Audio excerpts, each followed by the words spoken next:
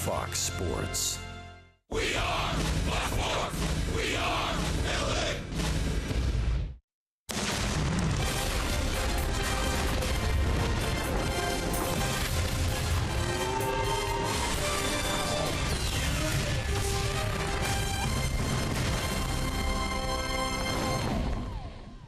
The Halos have suffered 2 late game collapses and thus setting up the last game of this 3-game set, trying to pick up a victory here from Minneapolis. It's the final game of the 3-game set against the Minnesota Twins. Hi, everybody, from inside Target Field. We welcome you back to Angels Baseball on Fox Sports West, along with Mark Gubiza. I'm Victor Rojas, and while the offense has been able to score some runs, the pitching has had some issues, especially in the bullpen side of things. But we're going to concentrate on the good stuff, on the positive note, and Yunel Escobar has been one huge positive at the top of the order for the Angels. Yeah, Victor, we saw him in spring training hit everything extremely hard, all fields. Well, he's certainly carried that into the season for the Angels, setting up the opportunity to be able to score some runs, squaring up the baseball consistently. A .356 batting average. Reason why?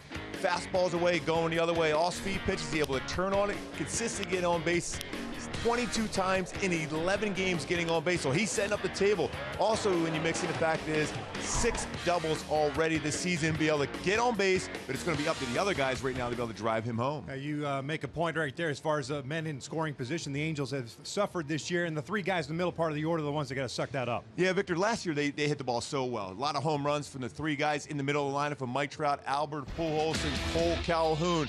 Mike Trout career high as far as 41 home runs. Cole Calhoun career high 26. And Albert Pujols last season 40 home runs, which is the most since 2010. So those guys were driving the ball out of the ballpark consistently for him. So far this year, outside of Cole Calhoun, we have not seen that type of production. You might see that there today against Kyle Gibson because he is a sinker ball pitcher, but if he gets any elevation on his fastball, maybe we'll see those home runs being hit and be able to score some runs and make it a little bit easy on Nick Tropiano today. It is amazing to think that we're almost through 2 weeks of the Major League Baseball season, and Mike Trout still hitless with men in scoring position, 0 for 10, which is something amazing considering his talent and ability. We're going to step away for a second. When we return, we're going to focus in on the starting pitching matchup. Nick Tropiano on the hill for the Angels.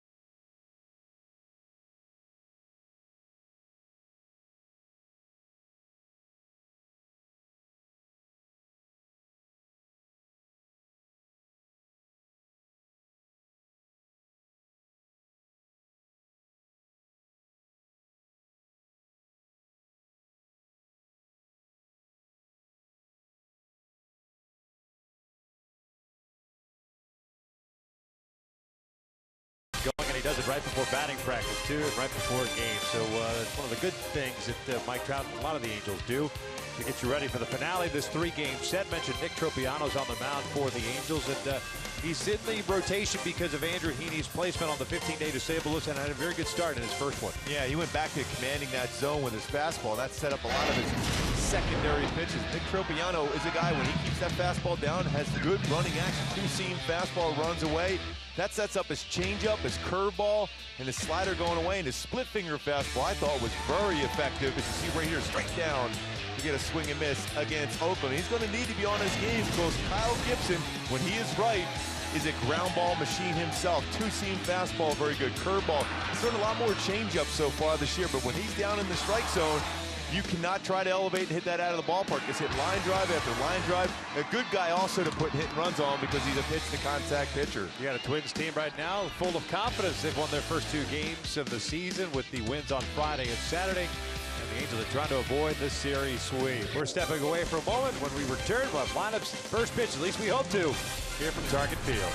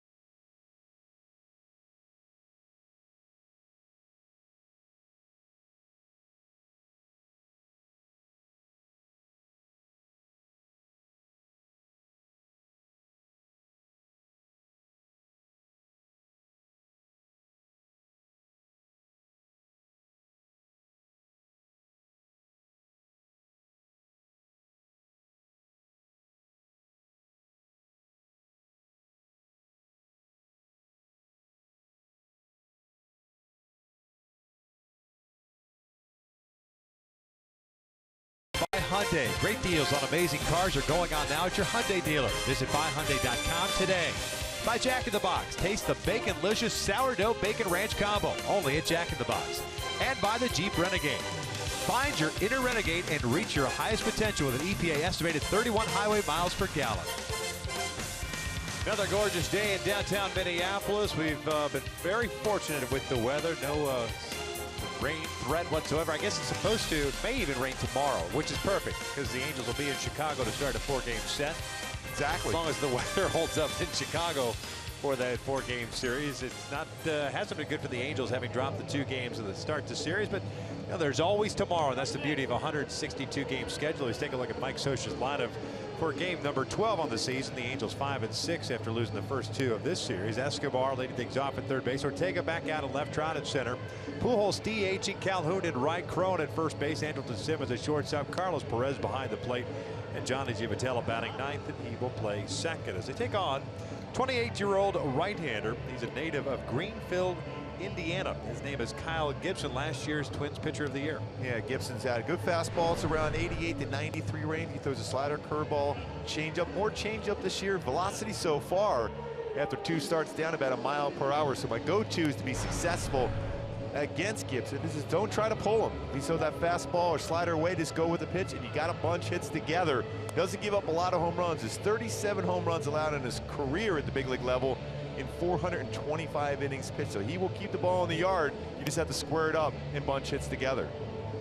Let's take a look at the defense for the Minnesota Twins. Arcia, Rosario, Sano in the outfield from left to right. It's Plouffe, Nunez, Dozier, and Maurer from third to first, and John Wright Murphy making his second straight start behind the plate. Speaking of getting a lot of ground balls, you're going to get a lot of ground ball action. Brian Dozier very good at second base last season at 990 fielding percentage, which was 4th best amongst AL second basemen. Very good as far as turning double plays. A former shortstop turned second baseman. Great range at that position. Kyle Gibson's made 5 career starts against the Angels. 0-2 with a 7.18 ERA. The Twins are 1-4 in those starts. Command has been a little bit of an issue for him. He's 0-2, 8 walks, and 10 2/3 innings. Big kid too, 6'6". Yunel Escobar ready to lead things off. First one today is down low. It's 1 ball, no strikes. Yunel hitting .356 now with a home run, 6 doubles, 5 runs batted in. After going 3 for 4, 3 singles and a walk in yesterday's contest. And he'll take a breaking pitch down and away. Notice at home when you look at Kyle Gibson, the way he's preparing to throw the baseball, more of that modified stretch position from the full windup. We're seeing that a lot more amongst big league pitchers. And the reason why you do so is that way you don't waste a lot of energy. You can go right towards, as you fall towards home plate, that downward action. Much easier and less stress on your arm when you do it that. But you also take away potentially getting that lower part of your body driving the plate. That's why that miles per hour down as far as velocity, about a mile, mile and a half. Caught the inside corner, 2 balls and 2 strikes.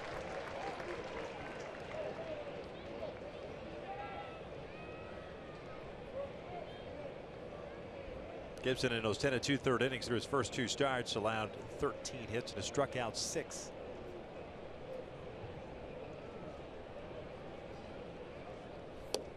Try to come back inside with that fastball. Full count.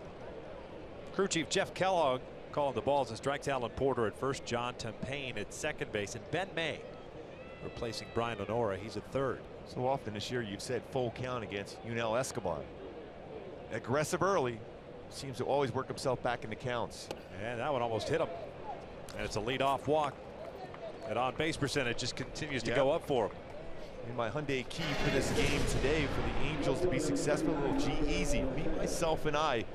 Baseball team sport driven by individuals. It's up to the individuals today, especially middle part of this lineup, to start producing, especially, once again, Yunel Escobar, like we said in the opening, on base. Now it's up to the other guys to come through.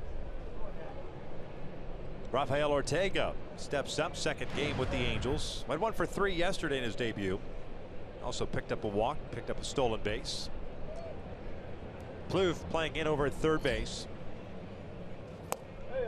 And it's 1 ball, no strikes. Ortega signed in the offseason to a minor league deal, had a terrific spring training.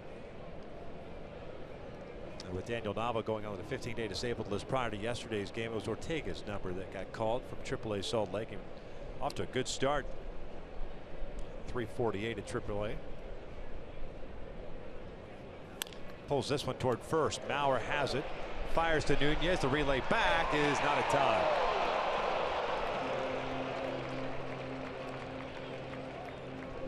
That's a pretty quick turn. Close play. Ortega runs well down the line.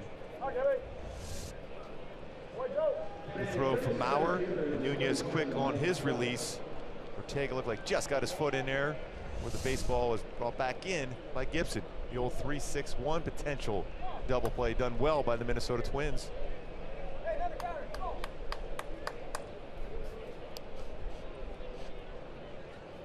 So 1 out, 1 on. Very similar to the way the game started yesterday. Escobar with a base hit. The fielder's choice by Ortega. Here's Trout. Mike hitting .231, a couple of doubles, a home run, and 4 runs batted in. Went 1 for 4 yesterday. Singled off the center field wall. Ortega off to a pretty good lead. And Trout checked his swing. No, he did not. Alan Porter rings it up. And it's an 0-1 count. Halos trying to avoid being swept by the Twins. The first time since 2013. They've scored some runs in this series. Twins have 11 total runs. That's saying a lot considering the team that struggled an 0-9 record and combined for a total of 14 runs through those 9 games. I think what the Angels have done prior to this series, they're 12-2 since 2014. A lot of success in scoring a lot of runs. It's a 1-ball, 1-strike count.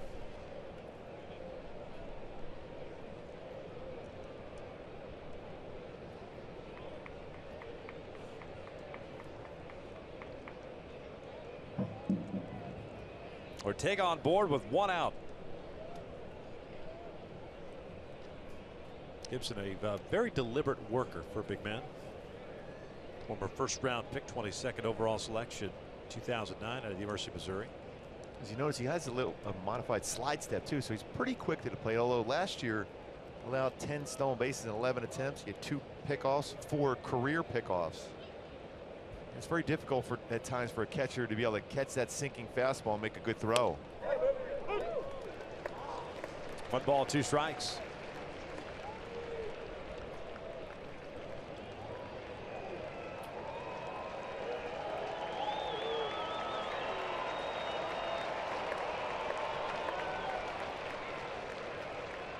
See, this should be a good matchup for Trout. Gibson, the low ball pitcher, sinker. Trout, a very good low ball hitter, 3 for 8 in his career with a home run against him. So you would think at some point today you're going to see some baseballs hit harder from Trout against him. Ground ball, this one over to short. Nunez to Dozier for 1, and that's the only play they'll get. And he got a sinker down and in. 2 down, Trout at first now with Albert coming up.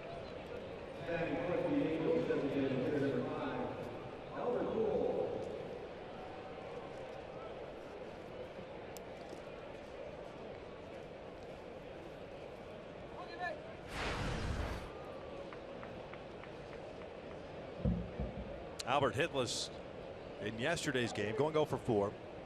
Angels managing a total of 9 hits in the 6-4 loss.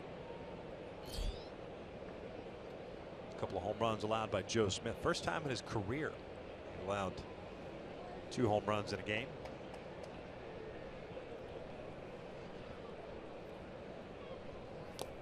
Slow breaking ball, gets away from Murphy, but not far enough for Trout to advance. Yeah, I was talking to Joe about that last night. I mean, the pitch he threw to Arcia was a pretty good pitch, down and away, but it was a 2-0 count. He was looking fastball. Mistake, obviously, with Park. But he said he never remembered ever giving up 2 home runs in an inning, let alone back-to-back home runs. Obviously, that would be in the case. But he was surprised. Baseball was carrying pretty well yesterday.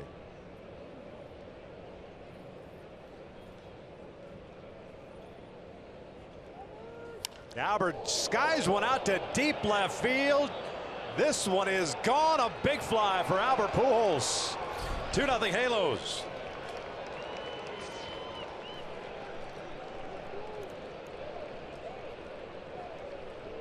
Well, you wanted the middle part of the order to deliver. Exactly. The 2nd home run of the season for Albert. Now 10 RBI.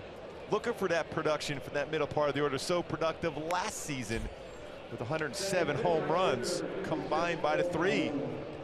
Mike Trout grounds out, but Albert Pujols picks him up with a 2-run home run. That production from the middle. Sinker that stayed flat. right there, you could see how that fastball, when it's working well, will work down. That stayed flat, becomes very hittable. And Albert does that well, real well, throughout his career. Second deck for Albert Pujols. The old exit speed of 104 miles per hour on Albert's home run. 560 seconds, pardon me. Easy for me to say. It's a lot of home runs. It's a lot to say. Yeah. It's a staggering amount. Yes. Staggering amount. Stuttering again. Next up, Reggie Jackson. Yeah.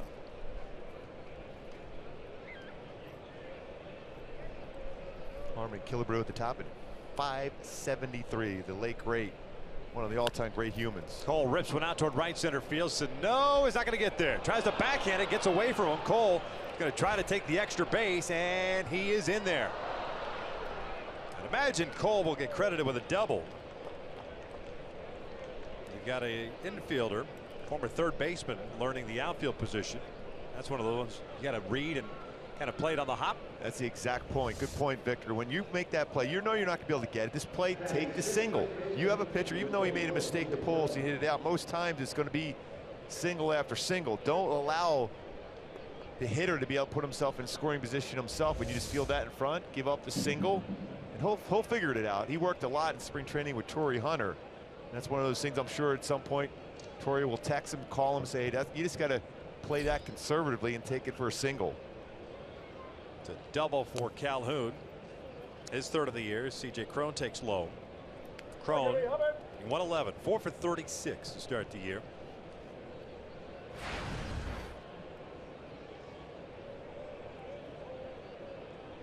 Two nothing Angels on the Pujols home run. It's the first time this season the Angels scored multiple runs in the first. Swing by C.J. and he fouls it back. Just the second time they've scored a first inning run. And if you're a starting pitcher, you love those early runs. Allows you to even be more aggressive. C.J. Cron with pretty good numbers in his career against Gibson. 3 for 7, 425, 429, I should say, batting average against him.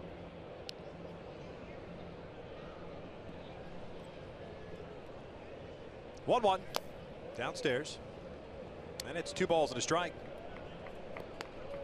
A walk, a couple of fielders' choices led to 2 outs and a man on Pujols, a home run, and then Calhoun now a double.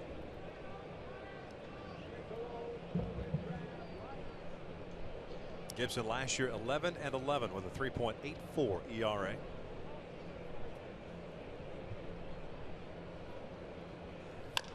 Chopper toward short. Nunez over to Mauer, and the inning is over. But Albert Pujols gives the Angels a 2-0 lead, his second home run, and now with 10 RBIs on the season. Boy, I love that swing from Albert. That sinking fastball stayed flat. He got the barrel of the bat on that one. Second deck home run, 562 in his career.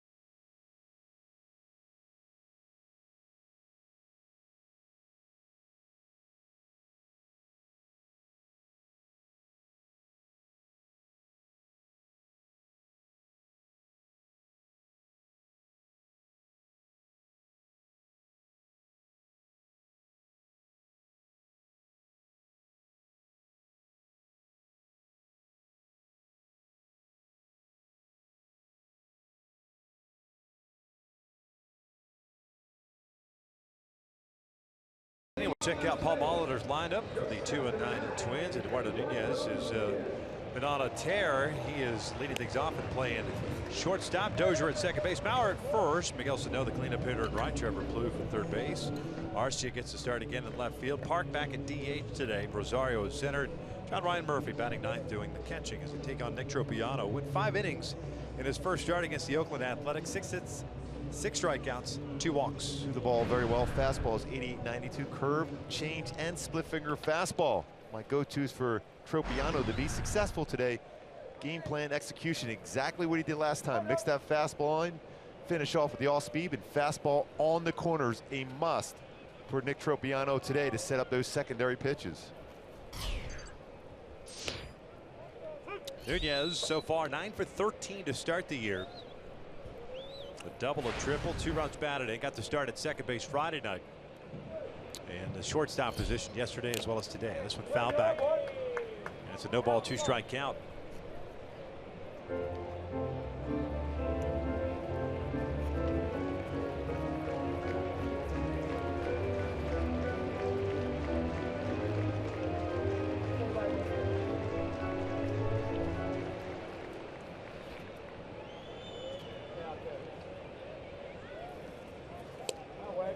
It's just off the plate. Well, you're setting up a target off the plate like Carlos Perez, but that was perfect. Just missed the outside corner. He made sure, because of where he set up, that Nick Tropiano didn't miss out over the plate. Plays off the breaking ball.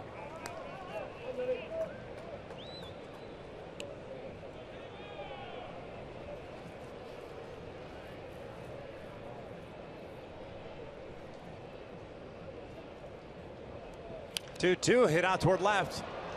Ortega moving toward the foul line. Make the catch, rather nonchalant, but he'll make the catch for the first out. Let's take a look at the defense for the Angels. Rafael Ortega in left field, Mike Trout in center, Cole Calhoun at right. The infield, Yunel Escobar, Andrelton Simmons, Johnny Giavitello, and C.J. Cron around the infield from third to first. Carlos Perez behind the plate. Giavitello back at that second base position. His 9th start. He's committed 1 error at second base this year. Had 12 last year, but only 4 in his last 49 games. He's really worked hard as far as making the routine plays. Been very good turning double plays early on.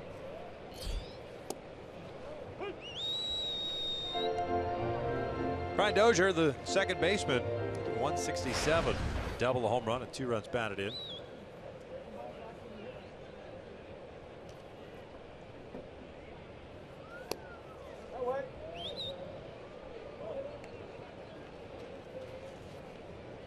That's a 1 ball, 1 strike count.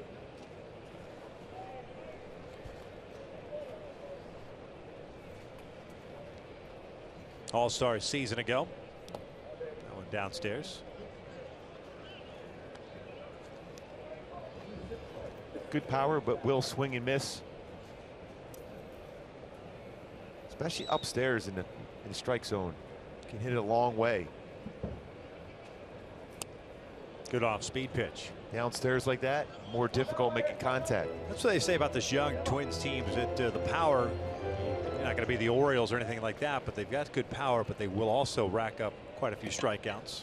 To be expected, especially with so many young players. This one's out toward left center field. This one will chase Trout toward the warning track, but just shy of it. He'll make the catch for out number 2. And that's something over the years that was not typical of a Minnesota Twins team. It's usually a team that hit a lot of line drives and singles, not a ton of power, but now all of a sudden the evolution of more power in their lineup. A lot of youngsters, so you will see some more swing and misses out of them.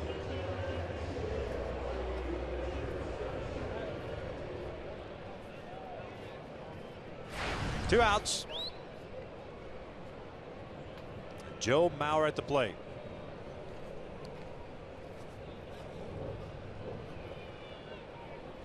Now hitting .359.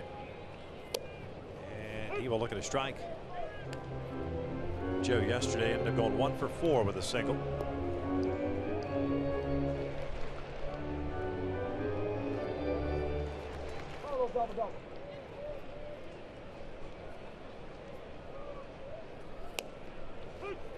On the outside corner. Pretty good paint job right there. Late movement. Talked about the need for fastballs on the corners for Tropiano. That's a perfect spot.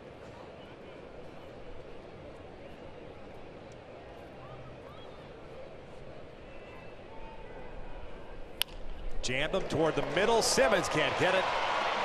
And it's a 2-out single. That's not a bad pitch either, is it, huh? He brought his hands in enough, still jammed him. Now Strong was trying to fight off that pitch in the inner half and went right back up the middle. And just by Tropiano and Simmons into the outfield for another hit against the Angels from Auer. How he's able to stay back on it, bring his hands in and shoot that up the middle. Those are the ones as a pitcher, you know, and even for us doing this job, it's tough to get upset about. I mean, he hit his spot. He was in off the plate. That's why he's won batting titles. So no, grounds the first one over to Simmons. No, force out Mauer. At second, it's a shutdown inning for Nick Tropiano. We head to the second with the Angels up 2-0.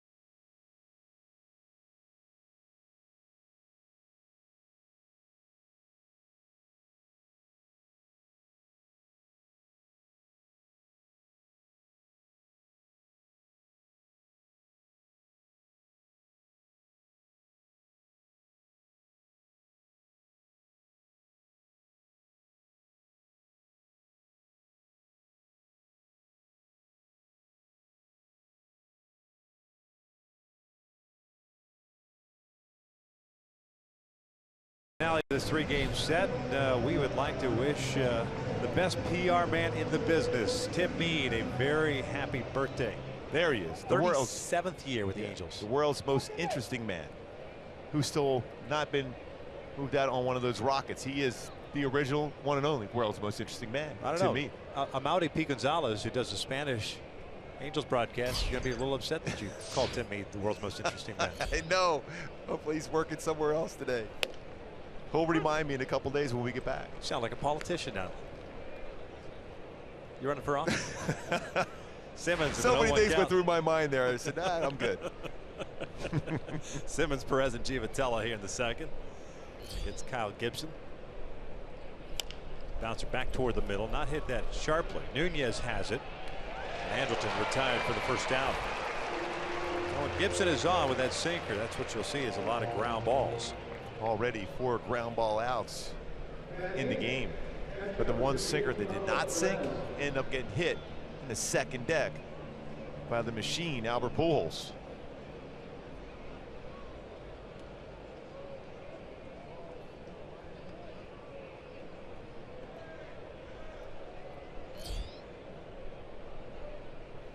Carlos Perez, 208 hitter, takes a strike. Had the afternoon off yesterday. Carlos, though, went 2 for 3 with a walk, 2 singles, a run scored on Friday. There's 1 double, 1 RBI on the year.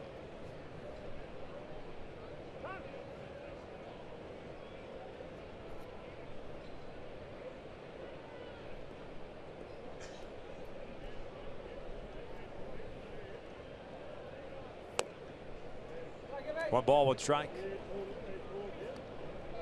77 degrees at first pitch. A little more clouds today than what we saw first 2 days, well, 3 days, since we had the off day here on Thursday. Couldn't ask for better weather as far as April is concerned here in Minneapolis. It's 2 balls and a strike. And the wind has died down considerably. That was really blowing the last couple of days.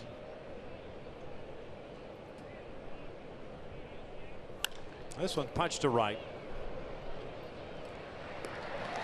2 down. 20-game flex plan offers a variety of game options to choose from, which include premium matchups, Saturday night fireworks, and popular promotional giveaway nights.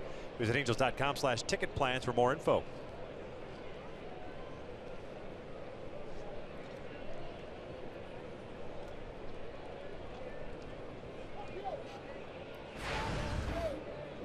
Giavatello still looking for that first extra base hit, first RBI of the year. Slow start for him. I think the thing to look for Giavatello at the plate is think line drive. When he gets into that mode of trying to drive the ball out of the ballpark, dips that back shoulder and it ends up lifting a lot of fly balls. He wants to get back to that level swing, line drive up the middle. 3 for 25 to start the year, and he'll call time.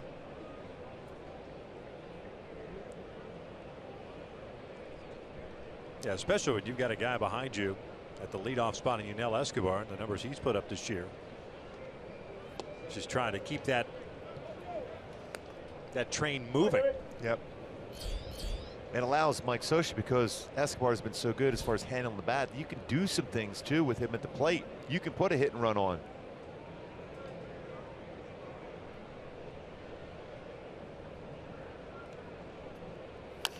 Little bouncer towards Plouffe at third. Halos go down in order. We'll head to the bottom of the second with the Angels up 2-0.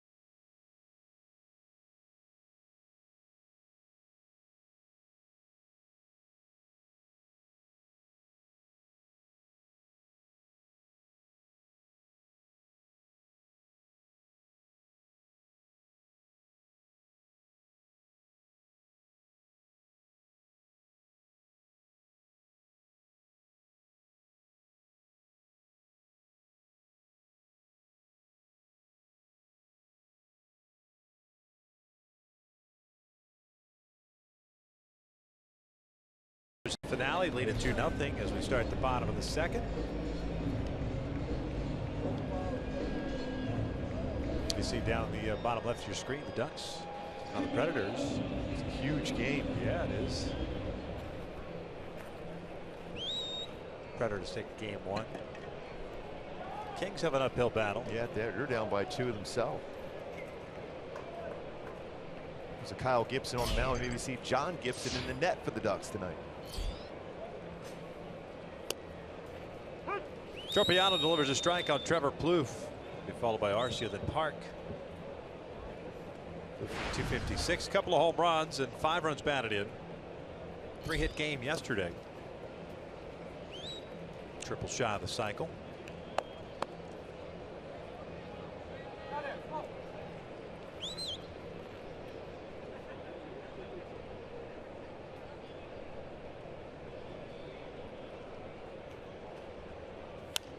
Fouls this one back.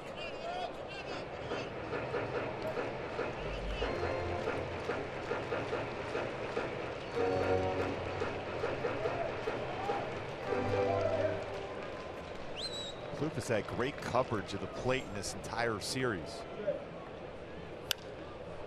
Skies this one on the first base side. Crone drifting out. Giavotella calls him off. Johnny will put it away for out number 1.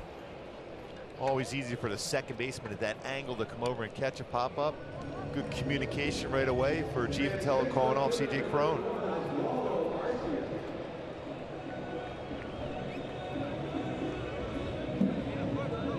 So 1 out. Here's Arcia, the left fielder.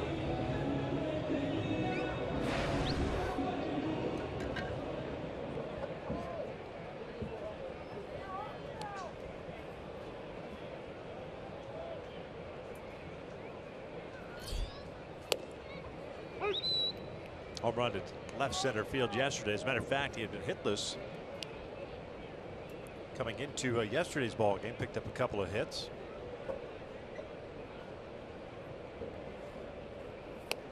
Lays off. And it's 1 ball, 1 strike. So far in this sequence, Tropiano against him. Fastball in, fastball away. More likely sets up an all-speed pitch now. This one out toward right center field. Cole looks like he lost it. Arcia's going to try to go to second. A little double clutch by Cole, and out at second base as Arcia's foot came off the bag. He had a pretty good illustration how talented Andrelton Simmons is. To be able to keep that tag applied, how quickly he reacted and saw the foot off the base by Arcia and then applied the tag. Very difficult play, could not see it quite well off the bat for Cole, and quickly tries to get it in. And an off-line throw, but look at the play. As he sees the foot off there and just off the base and quickly applies the tag, Andrelton Simmons tags him out. Well, it goes a single for Arcia.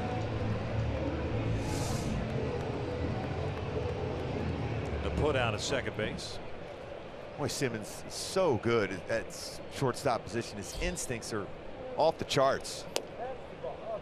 Curious to see on that ball that what Cole says about whether he lost it in the seats or if it was knuckling down. Yeah, when you look around the stadium, it's a beautiful stadium, but some of the, as you go up on first and second deck, you see this white cement, and it seemed like the baseball might have got caught in between there. We saw that a lot in Yankee Stadium initially when they moved into the new Yankee Stadium.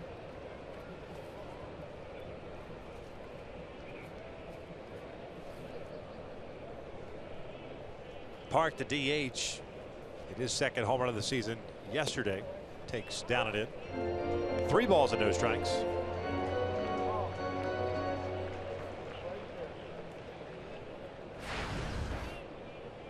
Six for 31 to start the year.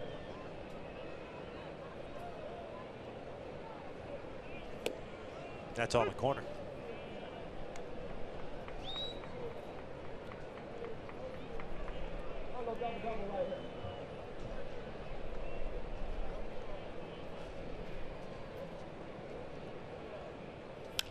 Out toward right. Hitting over, 2 complete at target field. Angels up 2-0, getting some offense and some defense. Talk about those instincts for Simmons. He sees that foot just barely going off the base, applies the tag. Good call at second base for the out.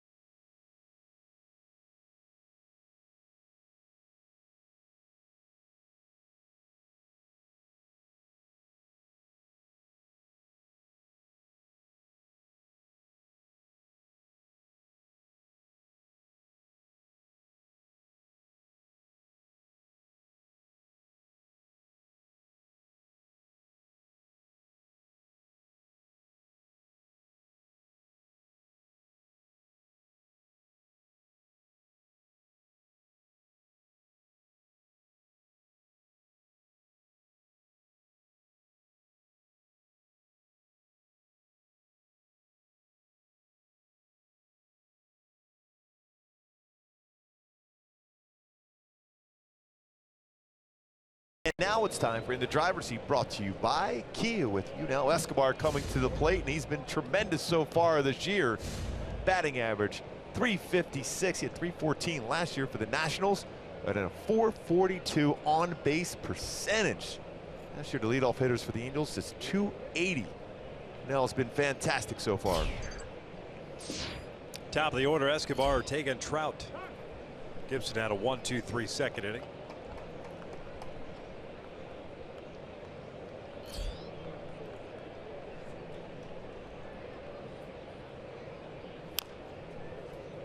No balls and a strike. As productive as Escobar has been, we'll see how things play out the rest of the season. It's just been 2 weeks, but a track record, you can put money in that.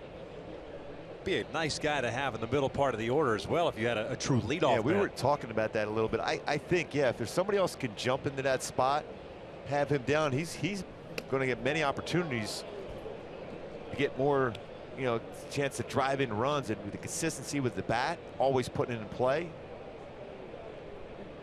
That might be something that Mike Scioscia may think about at some point. Although he's feeling real good about what he's doing so far at that leadoff position. But you need those guys at the bottom of the order getting on base to allow him to drive him home. Gibson taking forever, so Escobar backs out. Boy, he is a slow worker, isn't he? Surprising. It's not something you normally would see with Minnesota pitchers. Off speed. And it's 1 ball, 2 strikes. Escobar worked a walk in the first, the only free pass that Gibson has allowed.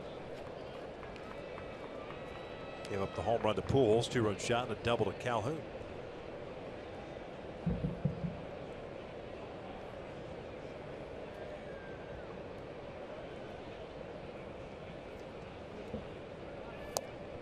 One thing I always remember too, with John Ryan Murphy behind the plate, first year with the Twins, but still had enough time catching Gibson in spring training. You would think they're in a pretty good rapport at this point. Why he would be taking so long in between pitches, this is a surprise. Ground ball as he jammed him. Dozier, the second baseman, has it. 1 out.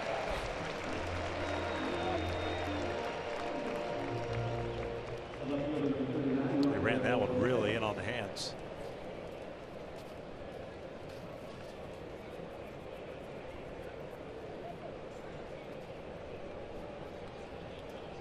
When you're a pitch to contact pitcher, the quicker you work, the better those guys are behind you. Because you're not going to strike out a ton of batters, so you're relying on your defense to make plays. That's why you would want to work more quickly. Ortega will look at a strike. He reached out a fielder's choice in the first.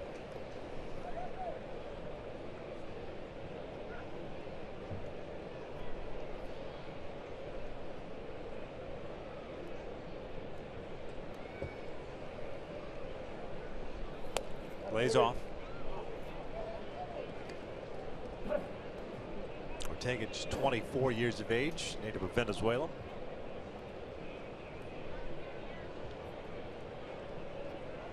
AAA last year for the Cardinals. Bounces this one to the right side. It's Mauer. Feeding Gibson. 2 outs. That's 6 straight outs for Gibson since the double by Calhoun. 5 of those are ground balls.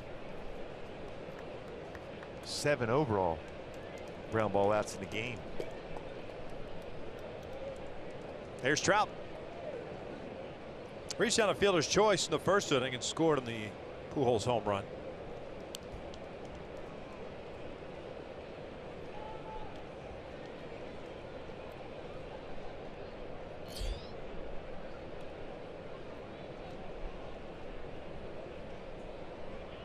And now here's the windup.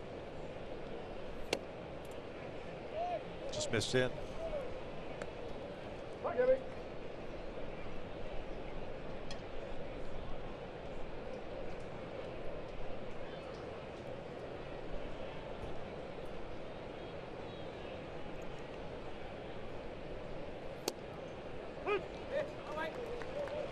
Change up to a right-handed batter. talking about that a lot of late. Seeing it more and more in baseball. Pretty good changeup.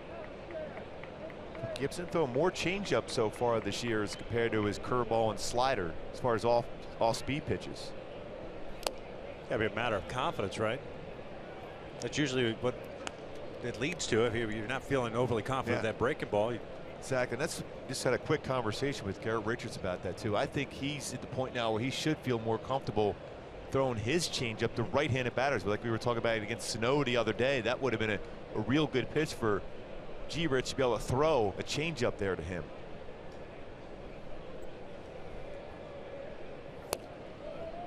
Three balls, one strike. I'm not sure why it never was a situation where right-handers threw changeups to righties. I mean, if it's a good changeup, it's not to me like a cut fastball to a left-handed batter where it's going to go right to the barrel of the bat, because everybody's changeup moves differently. This one's ripped out to the alley in left center field. It'll go to the wall. Trout does touch first base, and he'll head to second with a double. Speaking of changeup that they're hit quickly, that one was by Trout for his third double this season. That's a real good swing for Trout there. Stayed back on a 3-1 pitch. Ended up being a little slider. He caught a lot of the plate going to the barrel of the bat as compared to a changeup going on the inner part of the plate. And that's my point. I mean, I can understand that one. If you throw a bad slider, the backup slider, it's going to sit there. That changeup, though, it all depends on grip and release point. The different movement. Usually, it's going to die at the plate. Yeah, it's one of those old school things you see. You know, left-handed pitchers don't throw changeups to left-handed batters, or the old 0-2 pitch, knock the hitter down, which is, I still firmly believe, is a waste of pitch. 0-1 inside's better than an 0-2 in my opinion. So I think we're seeing the evolution of how to pitch and be effective with your pitches. If you have a great changeup, why would you not throw it to a right-handed batter if you're a right-handed pitcher? It's an effective out pitch. You're either going to pull it foul, potentially pop it up, or hit the ball on the ground to your third baseman.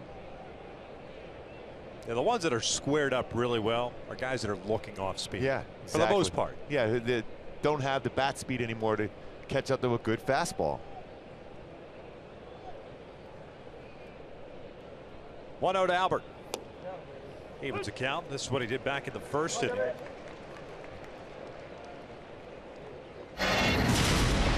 He got a little sinker that did not sink, and that's worthy of a Carl's Cam replay. That sinking fastball that stayed true and straight, and Albert Pujols' second deck, 562nd career home run for Albert Pujols, second of the season.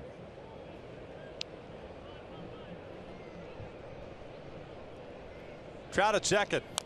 Albert fouls this one off to the right. It's 1 ball, 2 strikes.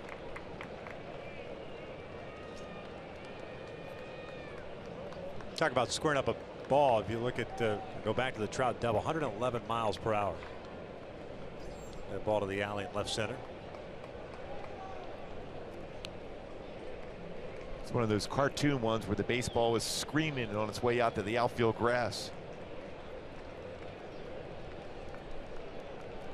More times than not, a ball that's squared up, regardless of the hitter, it's going to be triple digits.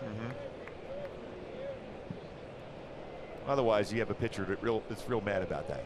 Yeah. A base hit that's hit about 85 to 90 miles an hour off the bat. The infield variety, those ones. Big lead for Trout at second. He does take a lot of time. I mean, in this spot right now, if you're Kyle Gibson, and I think that's why Murphy's going to have to talk to him, Trout is not going to try to steal third base. Even if he does, so what? There's 2 outs. He's in scoring position. Albert Pujols is at the plate. Talking about how many RBIs he has in his career, how many home runs. That's your mindset. You shouldn't worry about how big a lead Trout has. Now there's 1 out. Yes, you look back. 2 outs.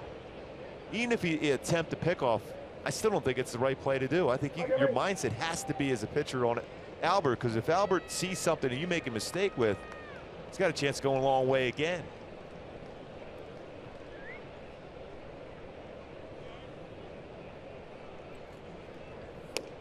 In tight.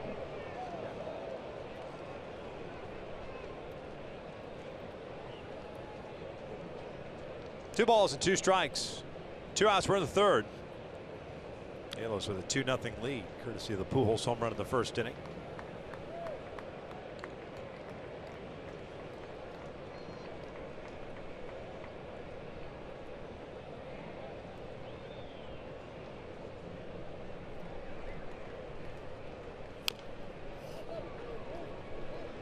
At that left leg.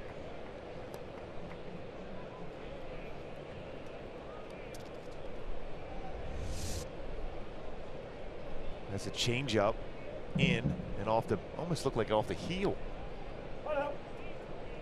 Turns, gets that foot down, top of the foot, left foot for Albert. Again, that's that effective changeup, inner half and down against a right-handed batter. Exactly what we're talking about.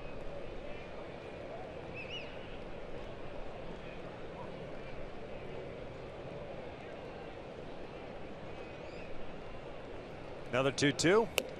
And Pujols goes down swinging. First strikeout for Gibson. Right to the bottom of the third. Angels still up.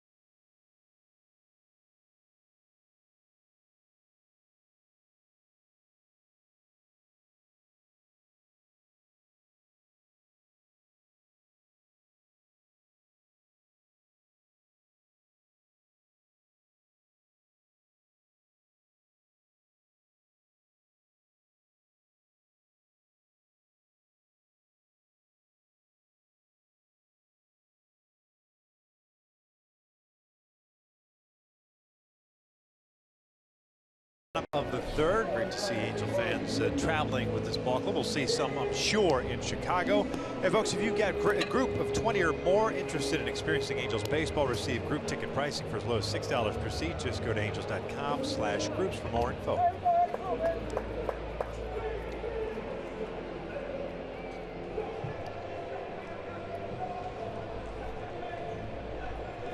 Tropiano back out on the mound. They'll face 8-9-1 for the Twins here in the third inning.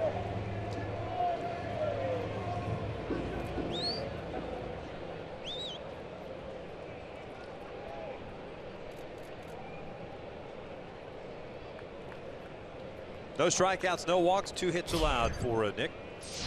Eddie Rosario, the center fielder, takes a little bit high. 139 average for Rosario, a couple of doubles. 1 run batted in, hitless in yesterday's game.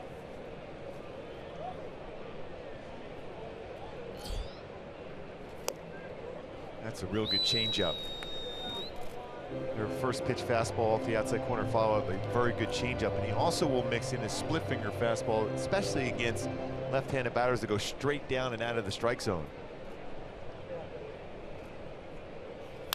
This one out toward left.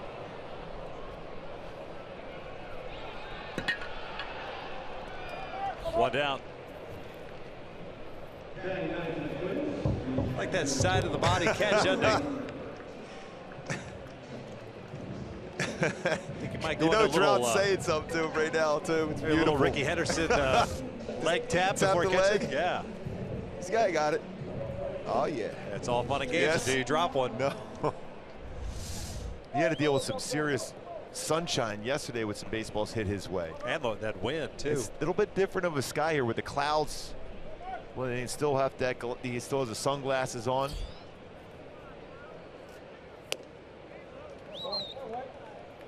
Kind of reminds me of just his face, Ruben Amaro Jr. Yes. He's now the first base coach for the Boston Red Sox. Yeah. There's a switch. Yeah. GM to first base coach. John Ryan Murphy takes a strike to even the count at 1-1. Can't imagine that happening too often. No. Although, what is it, Dan Jennings last year went from GM to managing the Marlins. 2 balls, 1 strike. Well, how he ever survived high school, because we were high school teammates back in Philly. Ruben Amaro Jr. Oh, Ruben, okay. Oh, yeah. So I don't know Dan how Jennings? No, no. Ruben Amaro Jr. I don't know how Ruben ever made it through high school at that point.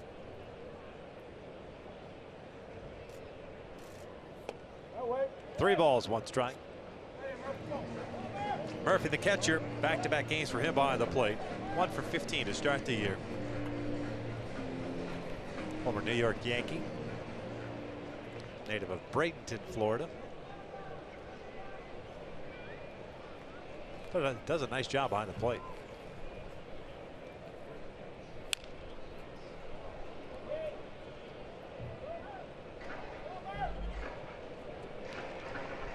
Full count. Nunez, leadoff man, also a former Yankee. On deck.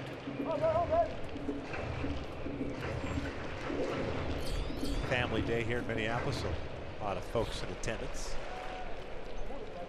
A little over 23 Friday, over 27 yesterday. Murphy rips one down the line, foul. Tropiano got that little 2-seam fastball elevated. Murphy, fortunately enough, pulled a foul. Guy brought the glove and it hit him in the wrist, didn't it? We've all been there before. Oh, yeah. That's a hot smash, too, off that warning track. Yes. Payoff again. And he lost him. First free pass issued by Nick Tropiano, puts a man on. That's a pretty good take. After a fastball in, you know, it's just slightly off the inside corner.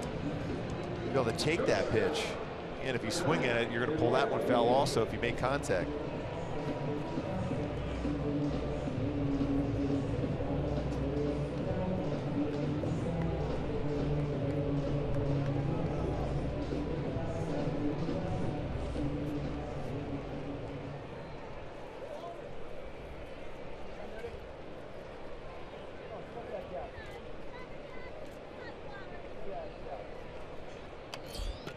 Nunez hit a fly ball to left field. His first time up. Shows bunt, takes a strike.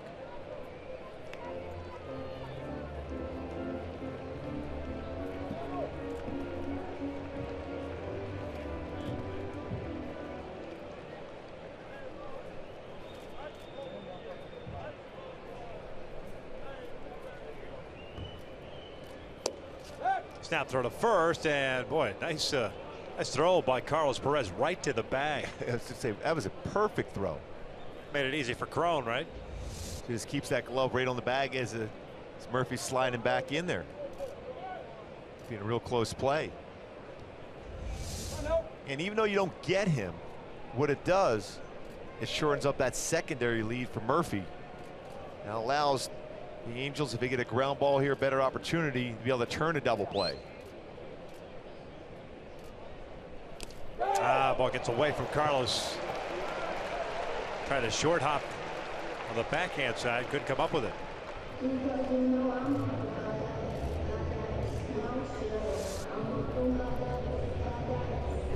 Yeah, generally a play where you're going to see Carlos make that 9 out of 10 times at least on that one, but try to be quick on the pick and then throw back to first base, it looked like.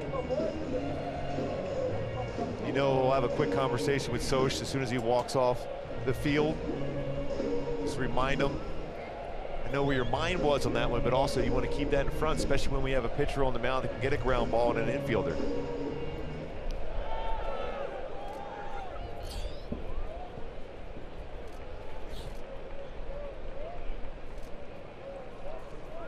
Nunez pops this one foul, and out of play on the first base side, even the count.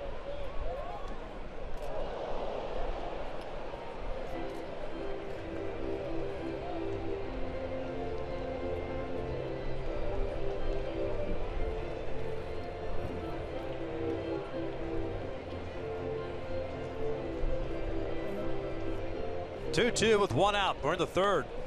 Angels with 2 runs in the first inning, courtesy of Albert's second home run of the year. Wind seems to have picked up a little bit. Let it miss by much.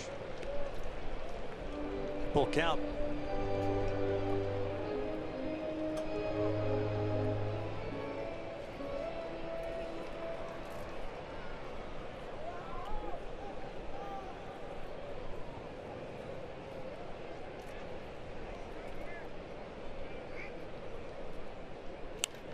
Popped up.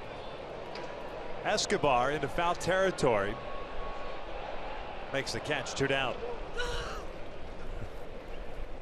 Look back at some fans probably saying, hey, hope you catch that pop-up. Good luck on that one. As he drifted towards the stands. It's pretty good having 2 basic shortstops on that side of the infield. Escobar is shortstop by trade, playing third base, and one of the best in business at shortstop. And with Simmons, a lot of talent, a lot of coverage on that side of the infield. Murphy still at second, 2 outs now. Here's Brian Dozier, the second baseman. Dozier skied when it's Trout in the first, so he's 0 for 1.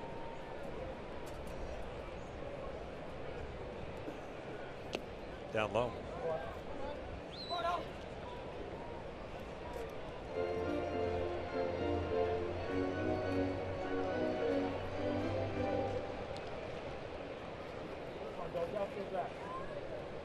Halos with 3 hits, the Twins with 2.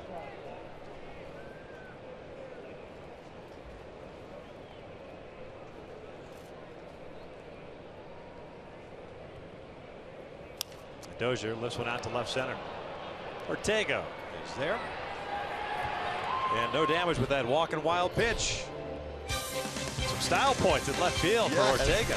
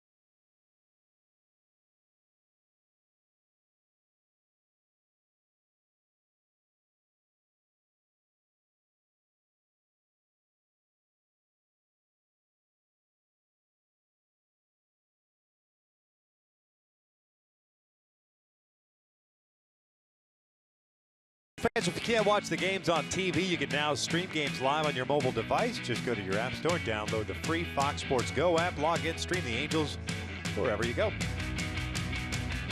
Here it's 2-0 Halos, top of the 4th inning. It's pretty cool looking. That's out in right center field beyond the wall, the flags. What would you call that? Would that be considered? It's I like know almost. I know it's art. Mosaic? I think so. It's almost like a wave. Right? It's pretty cool. Very tranquil. If you stare at it long enough. Yeah.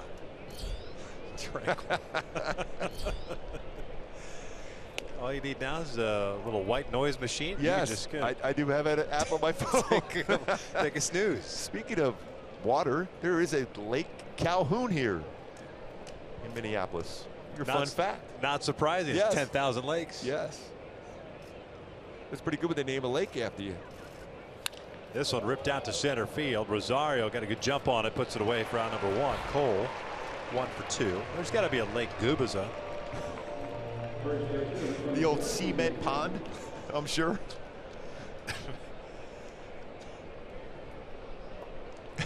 Lake Gubaza. Yeah, I'm sure there is. Oh, yeah, there's no question. Why not? It's possible. Back in Hungary, somewhere out there.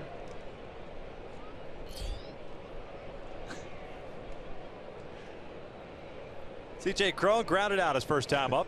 You are not trying to look that one up, are you? Yes, you. Oh, you found one. No, not yet.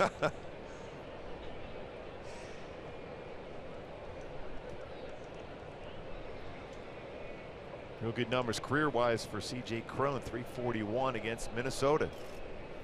Well, I typed in Lake Gubaza, and it Pal's Sports Cards pulled up. So maybe there's a puddle of Gubaza cards there. Yes, there you go. In Andover, Minnesota. Perfect. 2-0. 3 balls, no strikes. Gibson, 1 walk, 1 strikeout, 3 hits allowed. It's 25 minutes away, by the way. Is it? Perfect. Next year we'll do it. Check it out. It's on your bucket list to check out. Oh, yeah. Why wouldn't it be?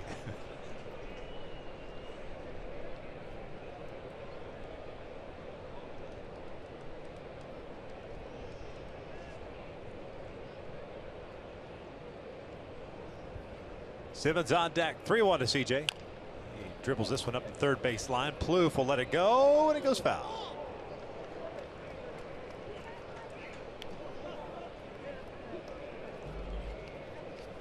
Full count. Real close to hitting that corner of the base. And when you're struggling, you're like, those things kind of go against you. Those are the ones you're hoping hit the base. So you get a knock out of it. Maybe that gets you started. Yeah, when you're batting average and you haven't squared up many baseballs yet, you'll take that and get you on a roll at some point.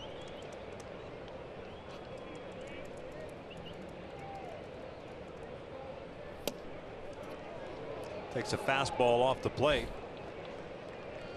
And it's a 1-out walk. And now it's time for Tools of the Trade. Brought to you by Ram Trucks with Anderson Simmons coming to the plate. But what he did with his glove is Cole Calhoun throwing that baseball in. Not apply the tag originally, but kept his eye on the foot of RC as he able to apply it. See him right there, knowing that it's going to be difficult to stay in contact with that base. Slides over, makes the tag. Simmons, multiple Gold Glove winner. Another outstanding play.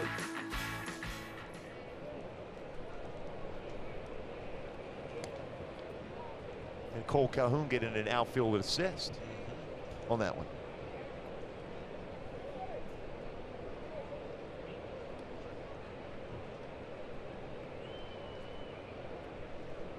Simmons grounded out the second.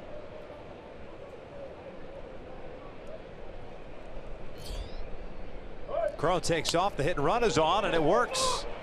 CJ will turn and slam on the brakes. Arcia with a good arm and left. Andleton now with a 10-game hitting streak with that base hit. Good pitch to be able to do that. I thought against Gibson it would be a good idea for Mike Sochi to put a couple of these on. Cron going is trying to put that ball on the ground, finds the hole between short and third. Nice job as far as shortening up the swing and making sure you make contact. A guy that makes a lot of contact. Simmons, perfect to put a hit and run on. Even with C.J. Cron getting a decent jump there, it's a perfect opportunity to be able to try that. 2 on, 1 out. Carlos Perez with the fly ball to right field in his first at bat is 0 for 1. Halo's 0 for 2 with men in scoring position in this one.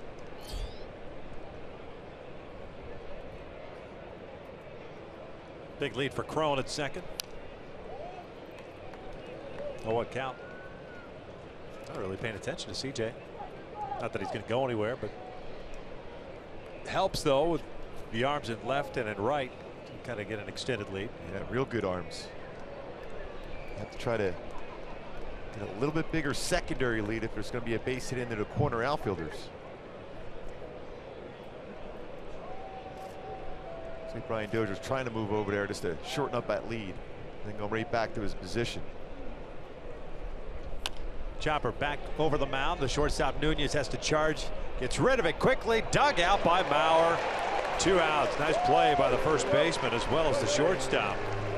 Crone advances to third and Simmons to second. Boy, off the bat, thought for sure have a chance to beat that one out, but how quickly Nunez got rid of it. And a great scoop by Joe Mauer. Quick on the transfer, a strong throwing arm. Low throw, difficult short hop, but done well by Mauer at first base. He's really adjusted well to that position after being one of the better defensive catchers in baseball. Winning some gold gloves in that position.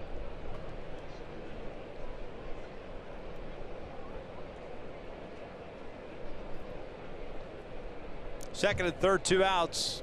Here's Johnny Giavotella. Grounded out his first time up.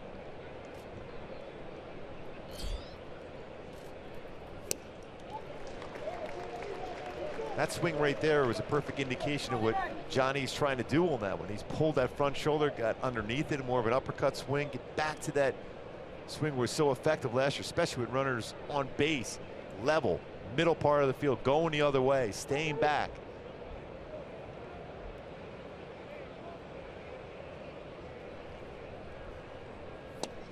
Takes a fastball. 0-2.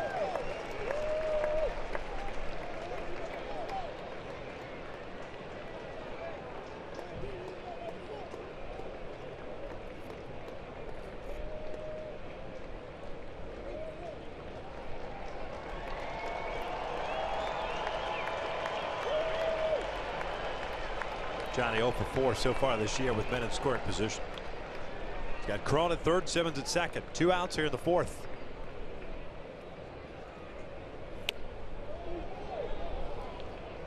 Seen that do that a couple of times. Back up the fastball again on the inside part of the plate. It's a great idea. Yeah. Because most hitters after a fastball in always look away.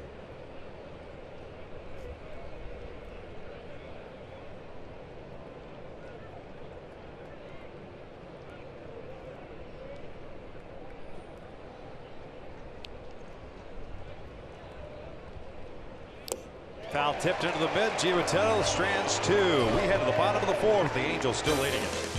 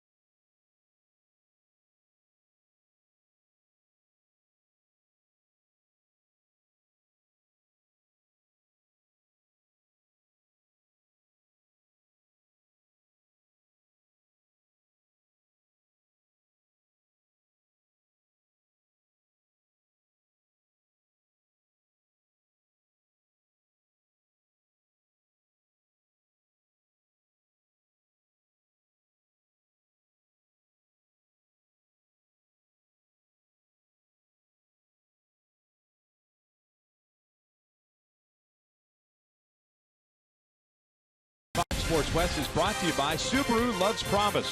Subaru's pledge is to do right by the communities in which we all live and work.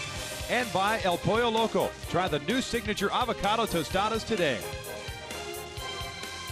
Bottom of the fourth at Target Field in Minneapolis. Gorgeous, gorgeous ballpark here in downtown Minneapolis. The Angels with a 2-0 lead. And as much as you like this ballpark, wait till you, I know we talked about the other day, PNC Park in Pittsburgh. The Angels will play there this year. Cannot wait to see that one. Probably my favorite. That's what everyone says. It's one of the few. I think it might be the only one I have not seen so far. Yeah, great view. It's like calling a game from the blimp because you're on the roof, but is it like what in Nationals ballpark? Yeah, that high? I think it's higher. Wow. I don't know. They're pretty comparable. It's way up there. With that Roberto Clemente bridge in center field, going towards downtown, spectacular. No, that's what I hear. It's unbelievable. 3-4-5 for the Twins here in the fourth against Tropiano. Mauer gets jammed. This one out the left. Swinging at first pitch. See that too often from Mauer. He had a single in the first inning, so he's 1 for 2. Real low percentage of swinging at the first pitch last year for Mauer.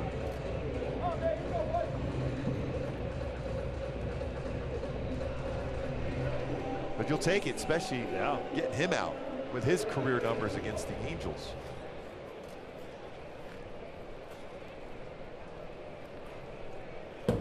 Sano saw one pitch in his first at bat and grounded out. Grounded into a fielder's choice, I should say. Takes a strike. 143 to start the year. 1 double, 2 runs batted in.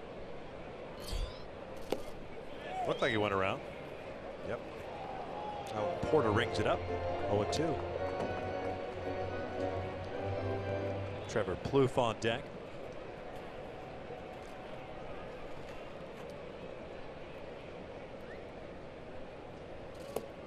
One ball, 2 strikes. Interesting dynamic with Sano batting in the cleanup spot. Plouffe batting 5th.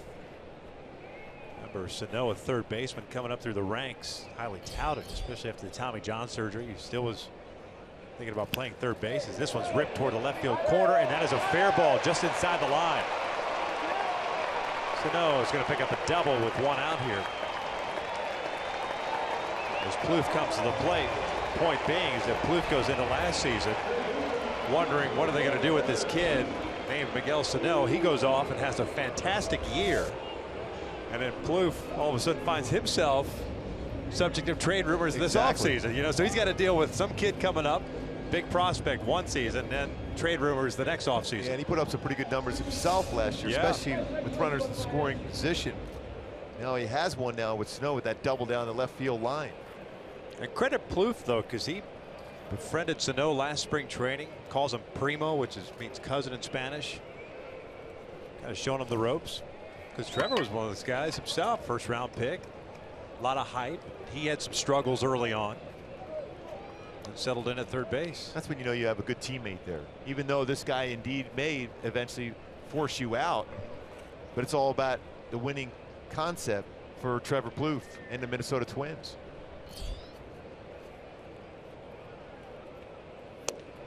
And going back to that story I told the first day, and he learned that a lot from his high school coach, Scott Monkey, who just passed away at Crespi High School, about the team concept. He's always had some good players on that high school team, including Mike Scioscia's son. Matt played together with Trevor Plouffe.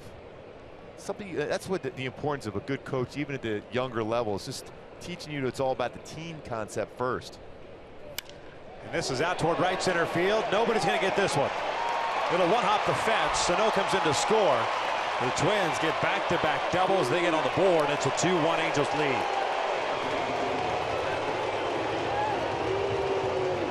Boy, the 6th hit in this series for Plouffe against the Angels, including a home run, a couple doubles. Pitch down, went with it. Talked about that the other day, Victor, how he's using the whole field, letting his hands travel a little bit deeper. Shoots out in the right center field for a double.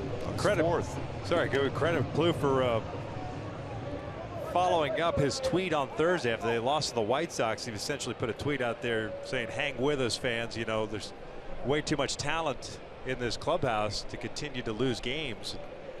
he certainly has put up over the weekend as far as the hits are concerned. Maybe he could have put that tweet out on Sunday here. Yeah.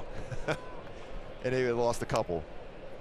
You knew at some point their offense is too talented not to swing the bats well. We've seen what they can do and what they're capable of doing in this 3-game series so far. Double for Plouffe, his 4th, picks up his 6th RBI. And here's Arcia, the left fielder. He singled out to right field. Came off the bag trying to stretch it into a double. It's fouled back. A couple of really good hitters on that bench there for Minnesota Twins. The Hall of Famer Paul Mahler, Tom Brunansky, a very good hitter in his right. And with the Angels also in his career, very good hitter, good power, went the other way very well too.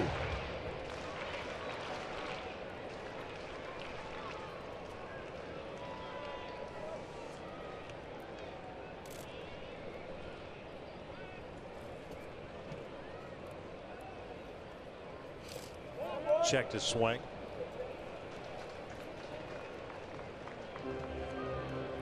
That's pretty close to a swing.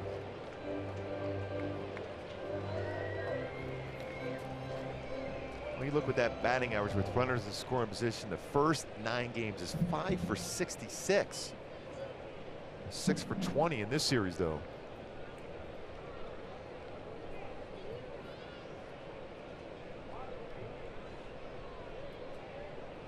Two balls, 1 strike. Twins on the board here in the 4th. Angels up a run. Plouffe at second.